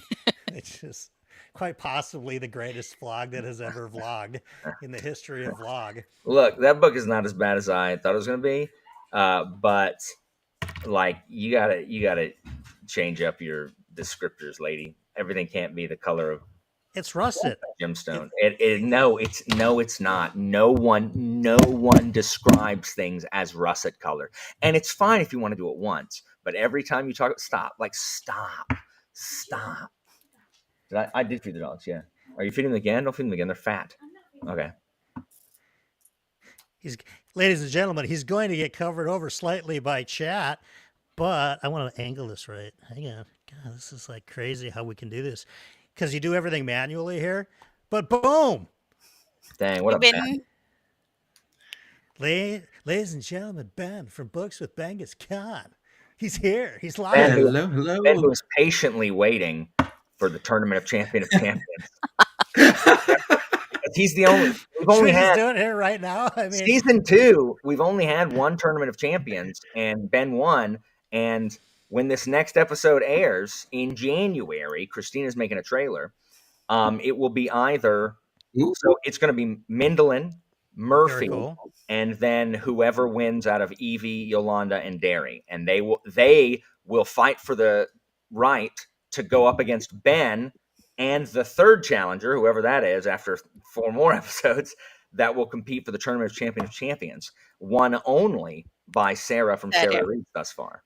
Yeah, she's good, and Mike is ridiculous good. Mike is ridiculous good because the key to winning. Ben has advantage for perhaps he's so good at it. The key to winning is exactly what Sarah used, is the fact that Sarah and Ben can both clear some of the perhaps questions. And by being able to answer the perhaps where no one else can, like, it puts you at an advantage. That's what Sarah did, and that's what Ben did. Twice. Category advantage. You also need to be bold. You have to go for it with your if you get one of those what do they call them, daily doubles? Like you have to be bold. Yeah. I'm very risk averse with those. I don't want to lose my hard-earned. That's what Charmaine does. Charmaine wouldn't wager more than 200. You remember that, Charmaine? She's not here, but if she was, should only wager 200. Yes, I could not. And the thing is, unlike most people, I couldn't bully Charmaine into wagering more. Most people I can usually bully into wagering some more. Charmaine was unbullyable. I need to learn some skills from Charmaine. I'll become unbullyable, soon. Oh my gosh, Anitha, you didn't even know how to play. You're just trying to answer questions twice. You buzz and get it wrong, you try to answer it again. That was the best. That was the most chaotic episode of Jeopardy I've had. Anitha's out of control. That was absolutely fantastic. Okay, I got it wrong the first time. Let's just do it again. You can't buzz in again. That was crazy. Oh my God, truly daily double it. I go back to chat for a quick second. Nikki Rubiger, just want to pop in and wish everyone happy holidays. Great idea to do a stream tonight. For those of you who may be unaware, and that's probably all of you, that's actually my sister. So that is my younger sister who is in Allen's state, the great state of Florida. So yeah, she's Ben, I'm reading Sea Watch soon. What are you reading, Ben? Yeah, I'm excited. I loved seeing you get back into it with Scarab Path. I knew you were gonna love that one, by the way. I'm so pissed that I stopped. Scarab Path, so good. So good. So good. See, Brian, Sea Watch is a weird book in the series, though. No one can predict who will like Sea Watch or who won't. Like, it's a weird, that's a weird one. Yeah. I have some thoughts on it, but I'm not going to say anything until Alan finished reading it. Don't do it. Yeah. We read the first 4 books of Shadows of the Apt, which is a 10-book series by Tchaikovsky, and the first 4 are a complete arc. And when it was over, I was like, "Hey, you want to continue reading it?" And most everybody's like, "Nah, I don't want to commit to that." And I'm like, and I was going to keep reading, and I'm like, "Okay, I'll do what the Demos wants." Stupid. That's foolish, because I think you know better than that. I think the next thing we read was sucky Emperor's Blades. Oh my God, so much. I'm a completionist, Alan, though, so I had to continue that trilogy. The whole trilogy was so weak and mediocre. Look, was a woman able to sit the unhewn throne? I have absolutely no idea. To the surprise of no one, after saying 100 times that no woman could sit the unhewn throne, it just so happens that maybe there could be an exception. Oh my gosh, get out of here. Oh my God. No way. Mike likes Sea Watch. That's nice. I like it, Mike. I'm reading Sea Watch soon. I actually don't mind spoiling anything for that series, because if I could prevent anyone from reading it, that would be a good thing. That would be a plus for the reading fandom. Absolutely. Yeah. I'm maybe I will do another review, and I'll do The Magicians. Maybe that could be my public service to the world. Although I know Ben loves that book, so but that book. Go ahead. What's that? Sorry, go ahead, Ben. Oh no, that book and series, it had its time in the sun. Like it became popular. It's okay. Like, I am thrilled to see people embracing their honest opinions of books. I love seeing you rip into a book, and I like when people don't hold back on their negative experiences. I did the same thing with some of my least favorite reads, whether it was Skull Soren by Brian Stavely or The First Binding by R.R. Verdi. Like, I spent a lot of time with that, and it made me miserable. And that's not what I want out of my hobby that brings me joy and fulfillment in my spare time. So I'm happy that you're able to get it out, and it's okay. It's okay. We who love The Magicians and know what's up with that series and know the genius behind it, we can appreciate it, and it's okay. Yeah. It's okay that you didn't catch on. It's okay. I mean, I will say this, that every single tier list that I ever do from now till the end of the time, the bottom tier will always be called The Magicians by Lev Grossman. Tyler, Tyler, Adrian Tchaikovsky has so much range. You can start anywhere. It depends on what is your style. Actually, if you prefer standalone and military fantasy, Guns of the Dawn. If you like series, go for Shadows of the Apt. If you are into sci-fi, there is Children of Time trilogy or Final Architecture trilogy, and there are so many novellas like Augurs. There are so many. If you like military fantasy, and this is to everyone out there, seriously, if you tell me that you are a military fantasy fan and you do not read Shadows of the Apt, you're a poser. You are a fake military fantasy fan. Seriously, like He's calling it now. it's ridiculous. Yeah. Like Shadows of the Apt is straight up military fantasy, especially books 1, 2, and 5. Like books 1, 2, like there's so you're gonna get a lot of that in books 8, 9, 10. 8, 9, 8, 9. Yeah, 8, as 9. well. Like, hey guys, don't talk about 8, 9, 10. I ain't there yet. Okay, What sorry. I'm saying is that, guys, there's so much war in these freaking books. Like, obviously, there's going to be a second Lowlander war, obviously. But there's so much war in these books, guys, and I love that in fantasy books. Like, I am a military fantasy guy, and I did not realize when I started this how much there was going to be, and then I was like, okay, we're kind of done after Salute the Dark. We ain't freaking done. Like the Spirit Path is one of the best sieges I've read in fantasy. So good. I know the showdown at the bridge is one of it's the so most epic, good, Ben. one of the most It's epic so battle good. sequences I've ever read. Yeah, Dude, ridiculously good. Yeah, sorry, Brian. And Tchaikovsky's I'm like, "Ma?" Tchaikovsky's ability to introduce new characters in the middle of the series and make us fall in love with them. That is talent. good. That is talent. Yeah, Philip did that in book 3 of his Zidane trilogy. Did he really? Well, yes. Thank you so much for listening to it. And book 2 is coming hopefully in February. I'm hoping I can get it out by then. I'm excited. Nice. Folks, oh wow, that's soon. The problem is after I record it takes about a month to go through the editing and Amazon process. So I'm hoping to finish the recording by the end of January so that it's out in February. I'm hoping to do an Amazon rant by the end of the week. Oh, yeah, please do that. Do a video. Yeah. But also buy the book on Audible. Absolutely. Okay, yes. good. That's fine. Of course. It's always like, hey, support my friends. Here's the link. But then, now let me tell you what it's been like selling on Amazon for the last 8 years. And, I can give people all kinds of stuff, which is why when Slay came in and dropped, 20 channel memberships earlier tonight, that was pretty awesome. Ben, question. How many chapters would Alan get into The Magicians by Lev Grossman before DNFing it? Oh no. I would never read it. I think with 3 would he get or to 4. chapter 3? I don't know.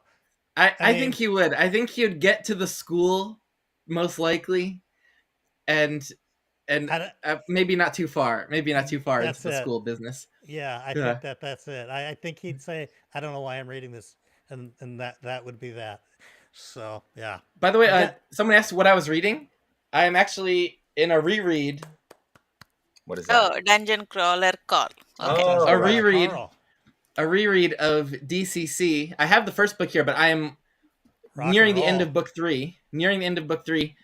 A reread in preparation of book 7, which is weirdly out in print, but not audio yet. But I'll probably wait until the Jeff Hayes is ready. a busy man. He does so much audio, and his whole team over at Sound Booth does so much audio. And they do, it's really interesting. They do a Sound Booth live once or twice a week live on YouTube, where they will be having cold reads of whatever they're going to be recording, for their next audio book. That's cool. On Audible. And you can watch them all they're mostly in their homes, just doing it and learning these characters and reading it for everybody to watch, on YouTube. That's low key, what I'm doing I haven't read Prophet of Adan, so I'm low key reading it as I'm recording it, which I think is easier for a book too, because it's still largely the same characers. There's new ones, but since it's largely the same characters, I don't need to be like, okay, is this a major character? Like, and if I have a question, I literally just shoot off to Philip. Be like, hey, Philip, do I care about this guy? Because if I don't, I'm giving him I'm not Quick gonna voice. I'm not Yeah. gonna spend up a whole lot of time on this voice. Also, oh, never mind. I'll message you. I don't want to be self promoting on your channel. Hold on. Why? You Okay, what do I need to do to secure your introduction or whatever to those people you're going to introduce me to? Like, how do I do nothing. that? Oh, I mean, Nothing. how do I do it though? Like, how do we go about it? Oh, I think after New Year's, because I Cool. think everybody is checked out Yeah. between actually after Thanksgiving. It's been my experience that people that have office jobs take all their PTO and they don't work.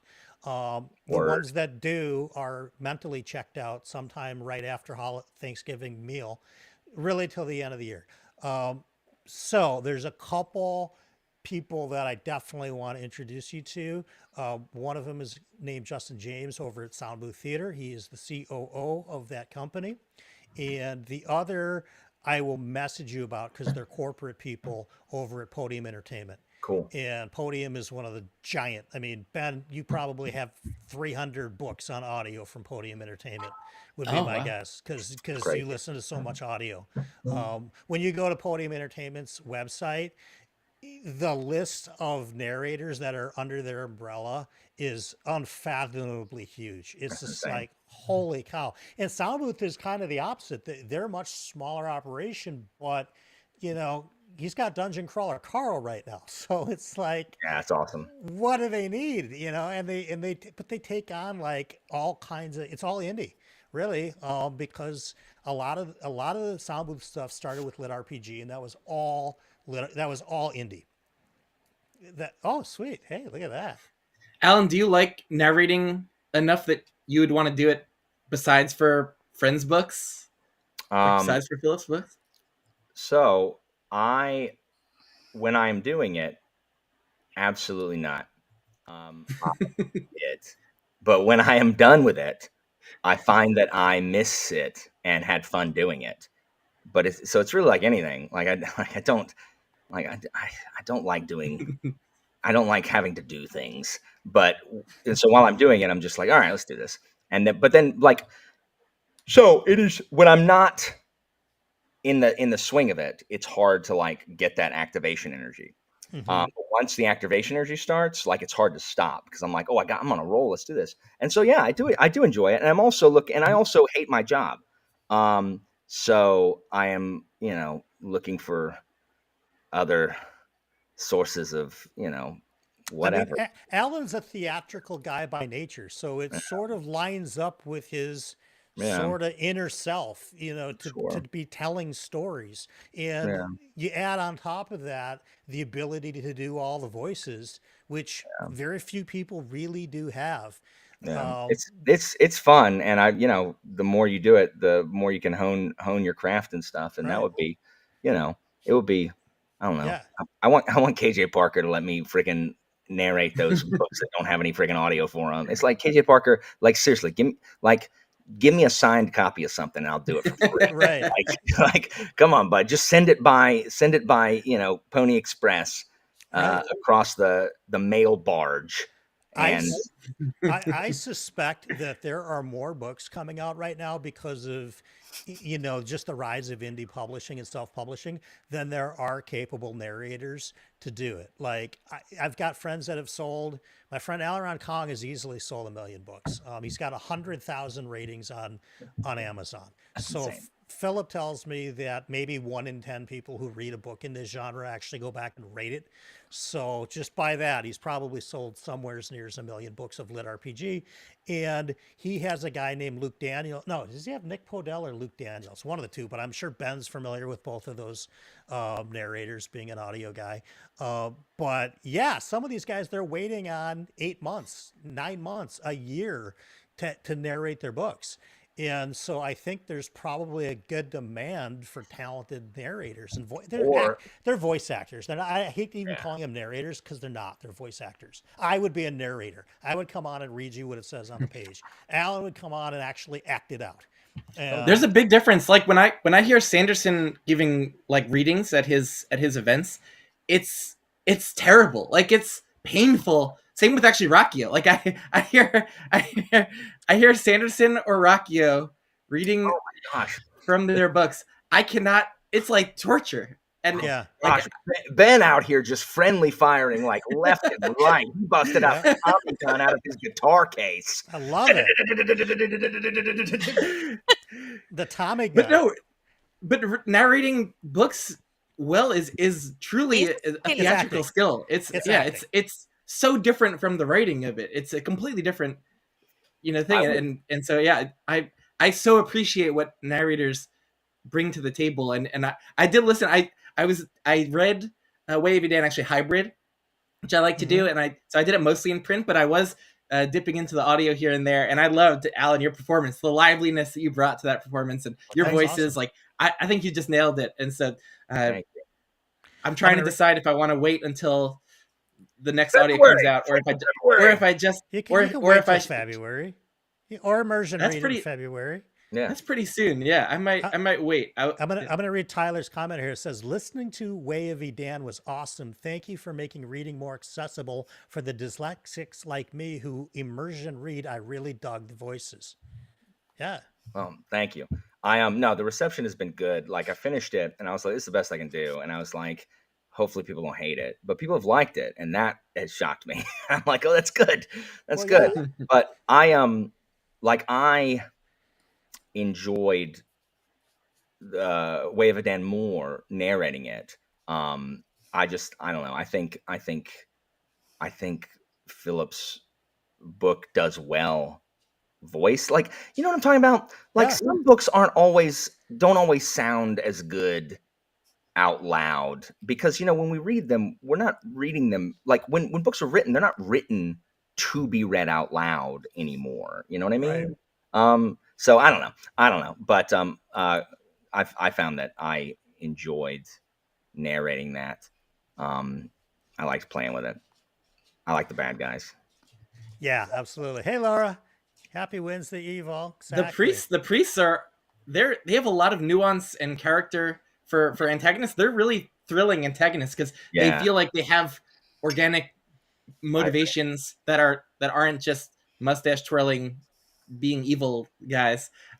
So yeah, I'm digging the priests and what he's doing with that whole side of the story. I think Philip does a great job of giving a voice actor something to work with. Yeah, like it's it's all in there. It's in the pages. It's the depth of the characters is strong enough that you can create a voice that is reflective of that character. Let me tell you the thing that I like the most is that everyone says they don't have to speed me up. That's my favorite. Is that they don't have to speed me up. And it's like, guys, I can't. Like I tried talking slower. I can't do it. Like I want to bludgeon my own head in against the wall. You brought down Kyle's speed from like 3 to like 1.2 or something. Like I can't. I don't know how they do it. I legitimately don't know. It is so slow. Like, do I have anything that did you ever try going at the standard narrator speed? Did you like try it out to see what that was like? Yes. When I realized I recorded like the first couple chapters and let like a couple people listen to it, and they're like, "Oh yeah, I don't have to slow you down at all. Like it's a good pace." And I'm like, "Oh, am I going too fast?" So the next time I went in there and I tried, and like it lasted maybe 30 seconds before my natural like speed takes over. Like I can't do it. Like I can't do it. And for audiobook people who want audiobooks out there, as Christina said, because I didn't think of it this way, but Christina said, "Hey, that means I'm a bargain because I'm going to get it done in less time." Like, so since we're paid per finished recorded hour, mine is shorter. My books are shorter because I talk too fast. So that's less money. And you know what? There's always the option, like people speed up their stuff, they can always slow it down. They can always go to 0.8 if they want to. And then those people can be happy too. But I would think that's got to be hard to do because we read at typically 1.8 is what the Oh, really? equation is. Yeah, that's what we sight read at is about 1.8. Guys, So some of those like it is so slow on 1.0. Like Yeah. I can't listen to anything on 1.0. It's can't. I want the story to move along, but I can't speed it up too much, or then I feel like I'm losing the voice actor. You know, like all the work that they're putting in, I'm missing because it's changing, it's shifting tonal up for the speed up. So like 1.2, 1.3, I found doesn't really change the voice, but it keeps the story moving, especially Yeah. on some of these books that are just, I mean, I usually listen to 1.35. yeah, that seems. How many hours is this thing? Anybody know? 54. Like 52 or something. Oh my Or yeah, maybe more. Yeah. God. Yeah. Thoughts and prayers. Although for one credit, it's a hell of a deal. I will say that. If Yeah, you're an Reading- Audible Reading- subscriber, yeah. I think her voice is going a little bit. I don't know if it was a temporary thing or if it's just just her getting older and doing it so much, but it was her voice is noticeably changed and raspier and just not as clear. And she goes super slow. So it's also weird because like I was reading it in print, but I do hybrid usually. So I would, when I put on the audiobook, like I'd speed up Kramer like 1.3 and then Reading chapter switch or in the middle of the chapter, and then I have to all of a sudden she's going so much slower and I have to go to like 1.6 for her or something. That's a pain, but that's a weird one. So how does this work? So because I've not read their work or listened to their work, is it like if they're describing the other character and the other character says something, are they then trying to do that voice of the character that the other narrator usually acts? No. They don't do that too much. Like so the early books, and even in the Wheel of Time, the POVs that each does usually like they're in separate locations. And so like, and this happened in the beginning of Stormlight Archive too, where like a Reading chapter is happening in a completely different location usually. And so she's the only voice for Got it. like Yeah. Shallan. And then Michael Kramer was the only voice for Adolin for a while. But then later in the book or in the next book, when Adolin appears in a Shallan POV, That's what I mean. and Reading is now voicing Adolin, it like she's really not able to copy Kramer. Like their voices are so different, so like she's not really attempting. So she's doing her own voice for Of Adolin, him. and that's so weird because we Yeah, already have couldn't like do it. Kramer's Adolin, and so different voices for the same character is very strange. Yeah, I would not like that. Yeah, I would not like that at all. I would rather just pick a narrator who can do both male and female voices and call it a day. It could be a guy, Yeah, it could be a girl. I'm it never doesn't really matter. distracted by that. So I think that's the way to Yeah. go. I mean, you're listening to Dungeon Crawler Carl. Tell me that all of Jeff Hayes' female voices, if you didn't know better, you'd think that they were No. women. Oh, incredible, just unbelievable. Yeah, the way he's able to change his voice. But I don't love it when narrators go over the top and try to like make their voice higher, but he does it in a subtle way that's still crazily like believable for all these different and types he's got of voices. the tones down. He's got accents from all over the world in female characters that, I mean, it's just like, dude is off the chain, off the charts. The accent work of some narrators, like Alan knows Rupert Farley, who does the Sharp books. Like the accents he does of different, English accents, Scottish, Irish, Indian, and different other like Spanish, Portuguese. Like he is unbelievable with those Sharp books. Just absolutely one of the best. Yeah, his voice for McCandless for in Tiger, so good. Like I love Colonel McCandless. Alan said something the other night. I totally agree with it because I'm listening to Feet of Clay right now, and I mean, even though the narration is fine, I prefer reading it. I think Alan mentioned something about the fonts being different based on who's talking. Yeah, that you get, and also that just that type of humor to me reads funnier than just said straight with, no comedic inflection or anything like that. And I just find it to read I mean, funnier. I think he meant it to be that way. Like it's meant to be. Right. Like, a lot of the things that they almost wouldn't even land when read out loud. Right. Yeah. No. Oh, interesting. I started the Guards audiobook, but I just didn't get into it, and so I paused pretty short into it, and I think I just want to read it in print. I have not. Like Derry swears by the. And I think if you're familiar with Discworld and you've read them several times, like I don't think I'd have a problem listening to one of the watch books on audio because I've read them so many times. Right. But I would always personally recommend reading Discworld unless it's one of the sucky books, in which case it's probably easier to get through it. Like Color and Magic, listen to that one. Like Color and Magic, Moving Pictures, Sorcery, all sucky books. Like who cares if you read those? Like just listen to those. Yeah, I don't know. Bill Nye is a genius. I agree. Bill Nye, he is a genius. Totally. Oh, there's comments. Yeah. I agree. I swear to God, this Eevee box is so hard to keep up on comments. No, they pop up. They pop up on YouTube, the YouTube chat feed, quicker than they do on. I see. I don't know. I mean, like I said, I mean, if StreamYard wouldn't have changed the pricing, I would have stayed on StreamYard, but I'm actually glad. StreamYard changing, like what is who does StreamYard think they are? They don't want us. They want enterprise. They want big companies using their servers and paying them tons of money for it. Aren't there more of us than there are big companies who but need they pay more? Not the ones that employ tens of thousands of people and they charge them for a membership for every one of those people. I didn't know they charge them for every person. Oh, sure. It's all going to be based on how many users they have. Guys. Okay, Cinepom and Griffkin, that's fine. And you can like Color Magic. There's nothing wrong with that. However, like, y'all know it's true. People bounce off of Color of Magic. People who are not already Discworld fans, they bounce off of Color of Magic and then they won't read Discworld again. Yeah, so, I took 15 years off Discworld after I DNF'd Color Magic, picked it up 3 years later, tried it again, DNF'd it again, and 12 years later, then I finally read Guards because I listened to Alan, and he was right. Man, and Guards, like he hits his stride. Like Guards, IMO. Is where he hits that sweet spot, and like most of the ones after that are good. But now I love Alan.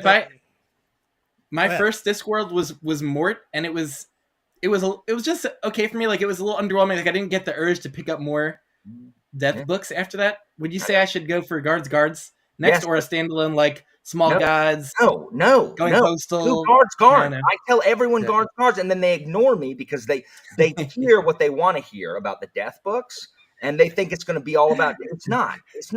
And so they pick up more, and they're always like, "Yeah, that's okay," and then they don't read Guards. Like just read Guards. It's so good.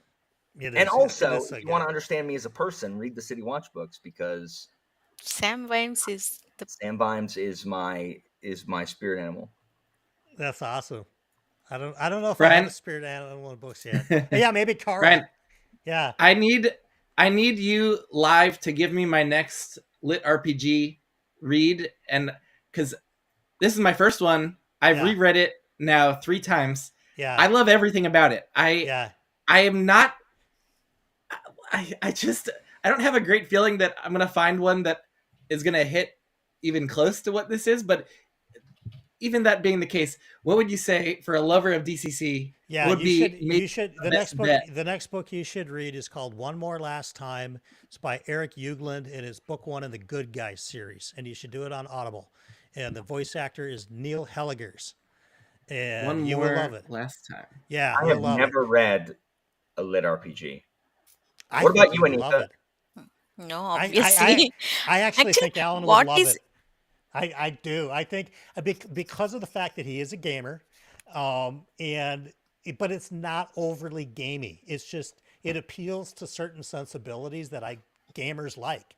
So there's quests and there's loot and there's rewards and there's bosses and there's but But this is something I was talking with Bookborn about. We were messaging on Discord because she's going to come on the channel sometime in January, and we'll do a whole thing. But she had tried one and bounced off it because it was terrible. And I said, LitRPG is just a method of storytelling. If the story itself is crap, then all it is dumb game mechanic and who cares? But if the story itself is really good, then LitRPG can be a really great vehicle. Like science fiction could tell a similar story as a fantasy book, but it's using lasers and spaceships instead of swords and dragons. Same difference with LitRPG. It's all based on what the quality of the story is versus the type of a book it is. So Dungeon Crawler Carl's hugely popular because the story is awesome. It's totally it's funny and ridiculous and nuts that all of Earth is being broadcast on a reality TV show to everyone in the universe.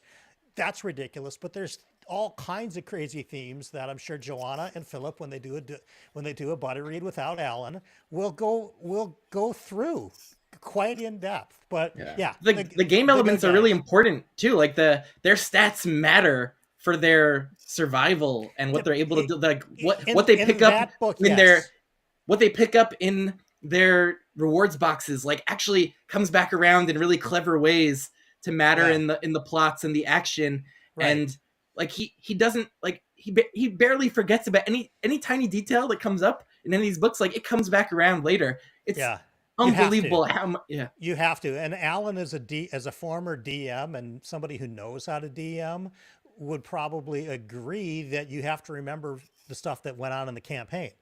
And you don't always get fireball to level 1. You get a crappy magic missile. And that's look. In D&D 2nd edition, Magic Missile you used all the way to the end because they were auto hit. They're auto hit. That's right. Same with Baldur's Gate Magic Missile. That's what I'm saying. Auto hit, that 1d4 plus 1. That's right. In 2nd edition, before there was power creep where everything had 1,000,000 hit points, like you're shooting 5 Magic Missiles. That's friggin' 4d5 plus 5. Like that's a good chunk of unmissable like damage. Yeah, and if they're susceptible to force damage, even more. Oh yeah, there you go. So I get into my nerd rolling too. But so bad, the good guys I think would be right in line with the sense of humor that you're liking in Dungeon Crawler Carl. Nice. I've got it. I'm gonna fire it up once I'm done with my DCC reread. Yeah.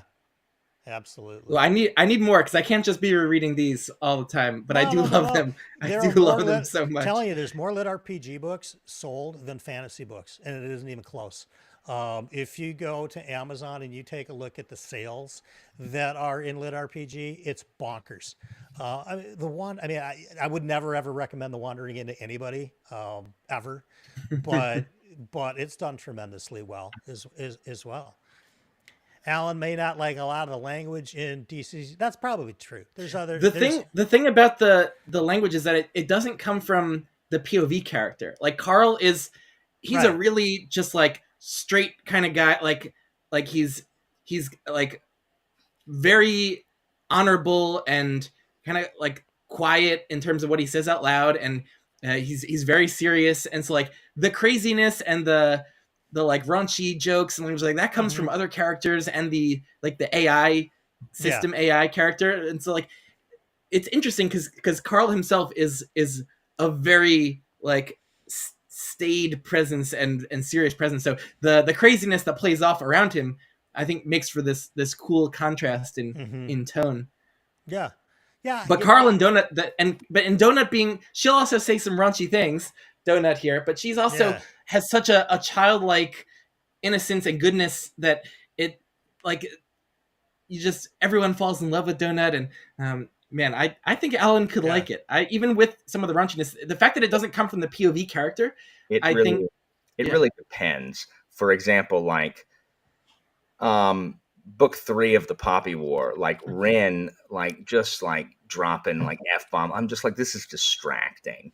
But like Odetta Holmes from Dark Tower did not bother me. Like, so it really depends. I don't know what it is about it that, and I used 2 female examples so that someone can't be like, "Wow, one of those is a girl, and that's why it bothered you." It's like, no, Right, like no. there's 2 girls right there. One of them is a young girl. See, that's why that bothered you. One of them's what? Young. Oh, I mean, I don't know. They're like, I'm just. It's okay. Carry on. oh my gosh, I'm gonna fight you, Anitha. Yeah, I think, Ben, you're probably right. I don't think that there's like swearing for the sake of swearing in that book. The AI is a little creepy, but I don't. Shut I up, don't. Tyler. Right? Exactly. I just think about it this way because how Alan doesn't cuss. Think about Philip doesn't. Some of the stuff he's writing. Like, what is deep seated in that man's brain? Yeah, it's yeah, that was a lot of several people's experience, Tyler, when they're like, "Oh crap, Alan's cussing in this book." It's like, yeah, I know. Well, I gotta read what Philip wrote. I can't imagine. Actually, I don't know how I I know, feel right? about. I know. That's the thing. Like, I probably wouldn't. I am not the right narrator for a book that has a ton of language. Like that's not something that I am super comfortable doing. Like, I'm an actor, and I have to, like, every now and then, like, I mean, not every now and then, frequently, when I do plays, there's some language in it, and that's what I have to do. Like, that's how it's written. That's what I got to do. That's fine. I just don't use it in my everyday life in general. So, but I mean, if that's the art, that's the art. But I have the option to not be in something. You know what I mean? Like, but if I agree to be in the show, then I'm gonna say what the author wants me to say. Yeah, but I think, like, a lot of, if the language is establishing character or it's establishing just the mentality, so we kind of get a better sense of the person, that's one thing. If it's just gratuitous because the author can't think of another word to use, then that's just lazy. And somebody asked, I think Aslan was asking why I was saying that about The Wandering Inn. Why don't I recommend The Wandering Inn? Because it's written, for one, it was written as a web serial, and it just doesn't end. It goes on forever. It's longer than The Wheel of Time by far. It's boring. It's 43 audio hours. Nothing happens for the first, I don't even know, 35 hours. It's not even LitRPG. It's just sort of using those kind of mechanics to tell really a boring story. And and like Andrew says, oh, it gets great, later on, but that's, if you're talking audio hours, it doesn't get good for a couple 100-hour audio hours. And I don't have the time with trying to do Malazan and Wars of Light and Shadow to do Wandering Inn at the same time, because it's just, that's my answer. I just think there's way better. I did my only tier list video I've ever done was the 30 plus LitRPG series that I've read, and I ranked them all from S to the Magicians. And yeah, so S to the Magicians. Yeah. Oh, the bottom tier will always be the Magicians on every tier list I ever do. Maybe this is a good idea. My bottom tier will be Claudius the God. Anitha, go see someone. Rile them up. Like, you need to rile them up. No, like, Anitha, we read Claudius the God in March, and she's still trying to blame it for her reading slump right now. Imagine the trauma I have because of that.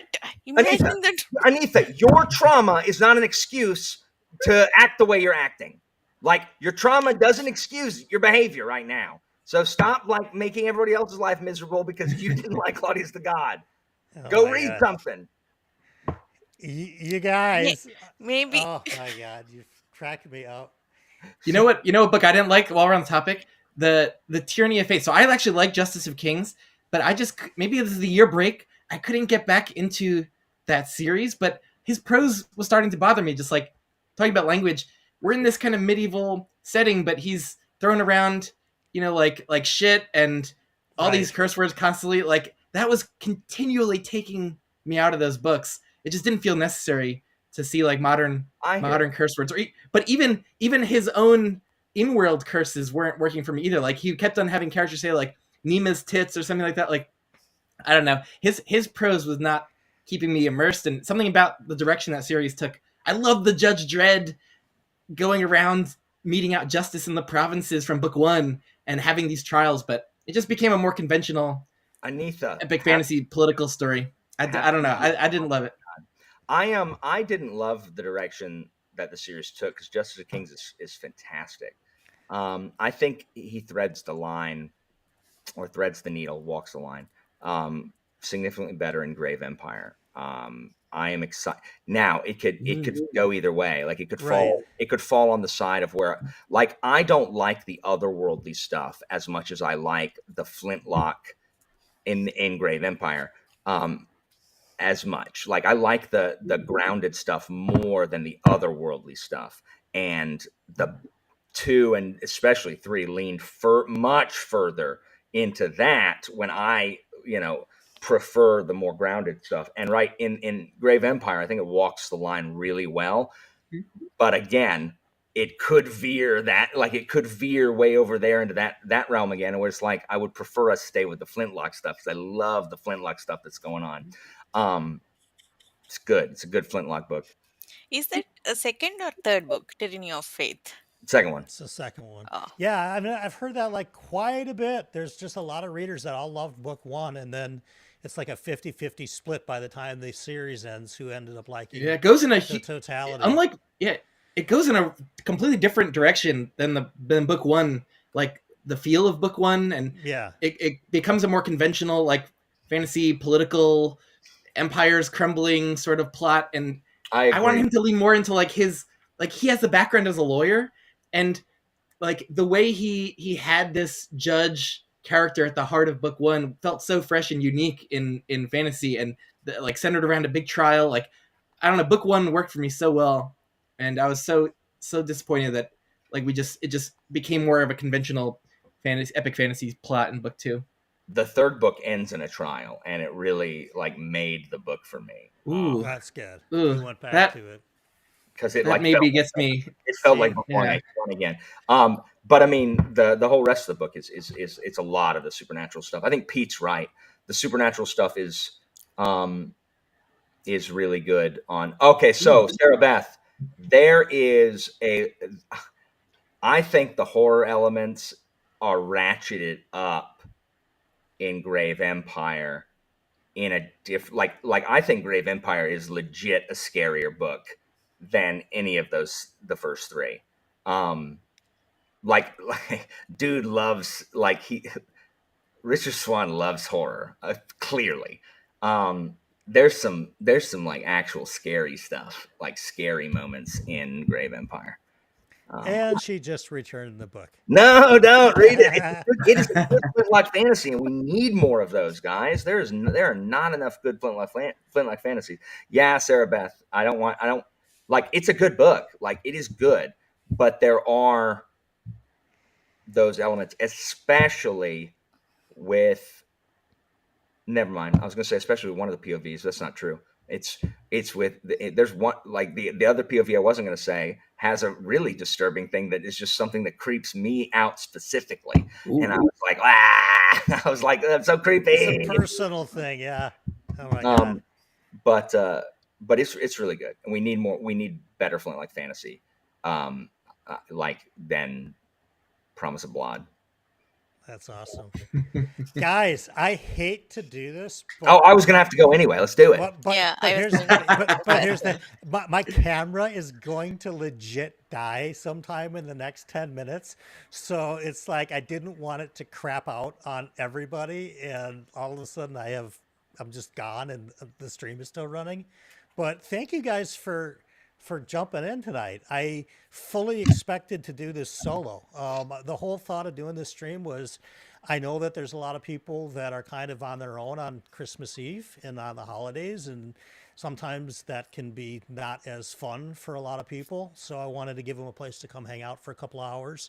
And I thought I would just talk to chat really for a couple of hours. And this is just, we were able to do that tonight, and plus get bonus guests, which is awesome to have Alan and Ben and Anitha and Eevee join me tonight.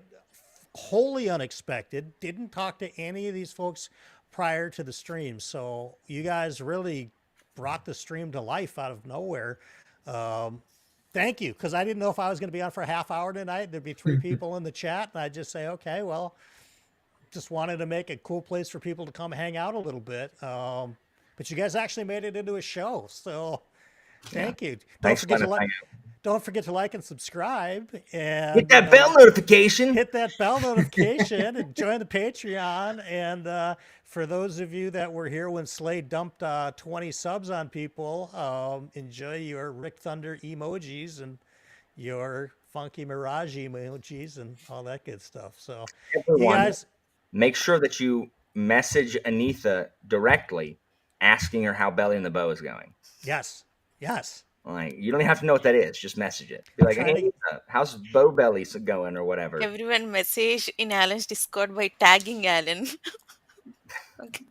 Absolutely. You guys are all very, very welcome. This has been a pleasure. Maybe I'll make this an annual thing because, well, honestly, I'm a Hanukkah guy. What am I going to do on Christmas Eve, right? I mean, this is it for me. So maybe we'll make it an annual thing. But you guys, thank you so much for joining us in chat. If you're watching on replay tomorrow on Christmas Day, I'm going to leave this up on the channel for a while.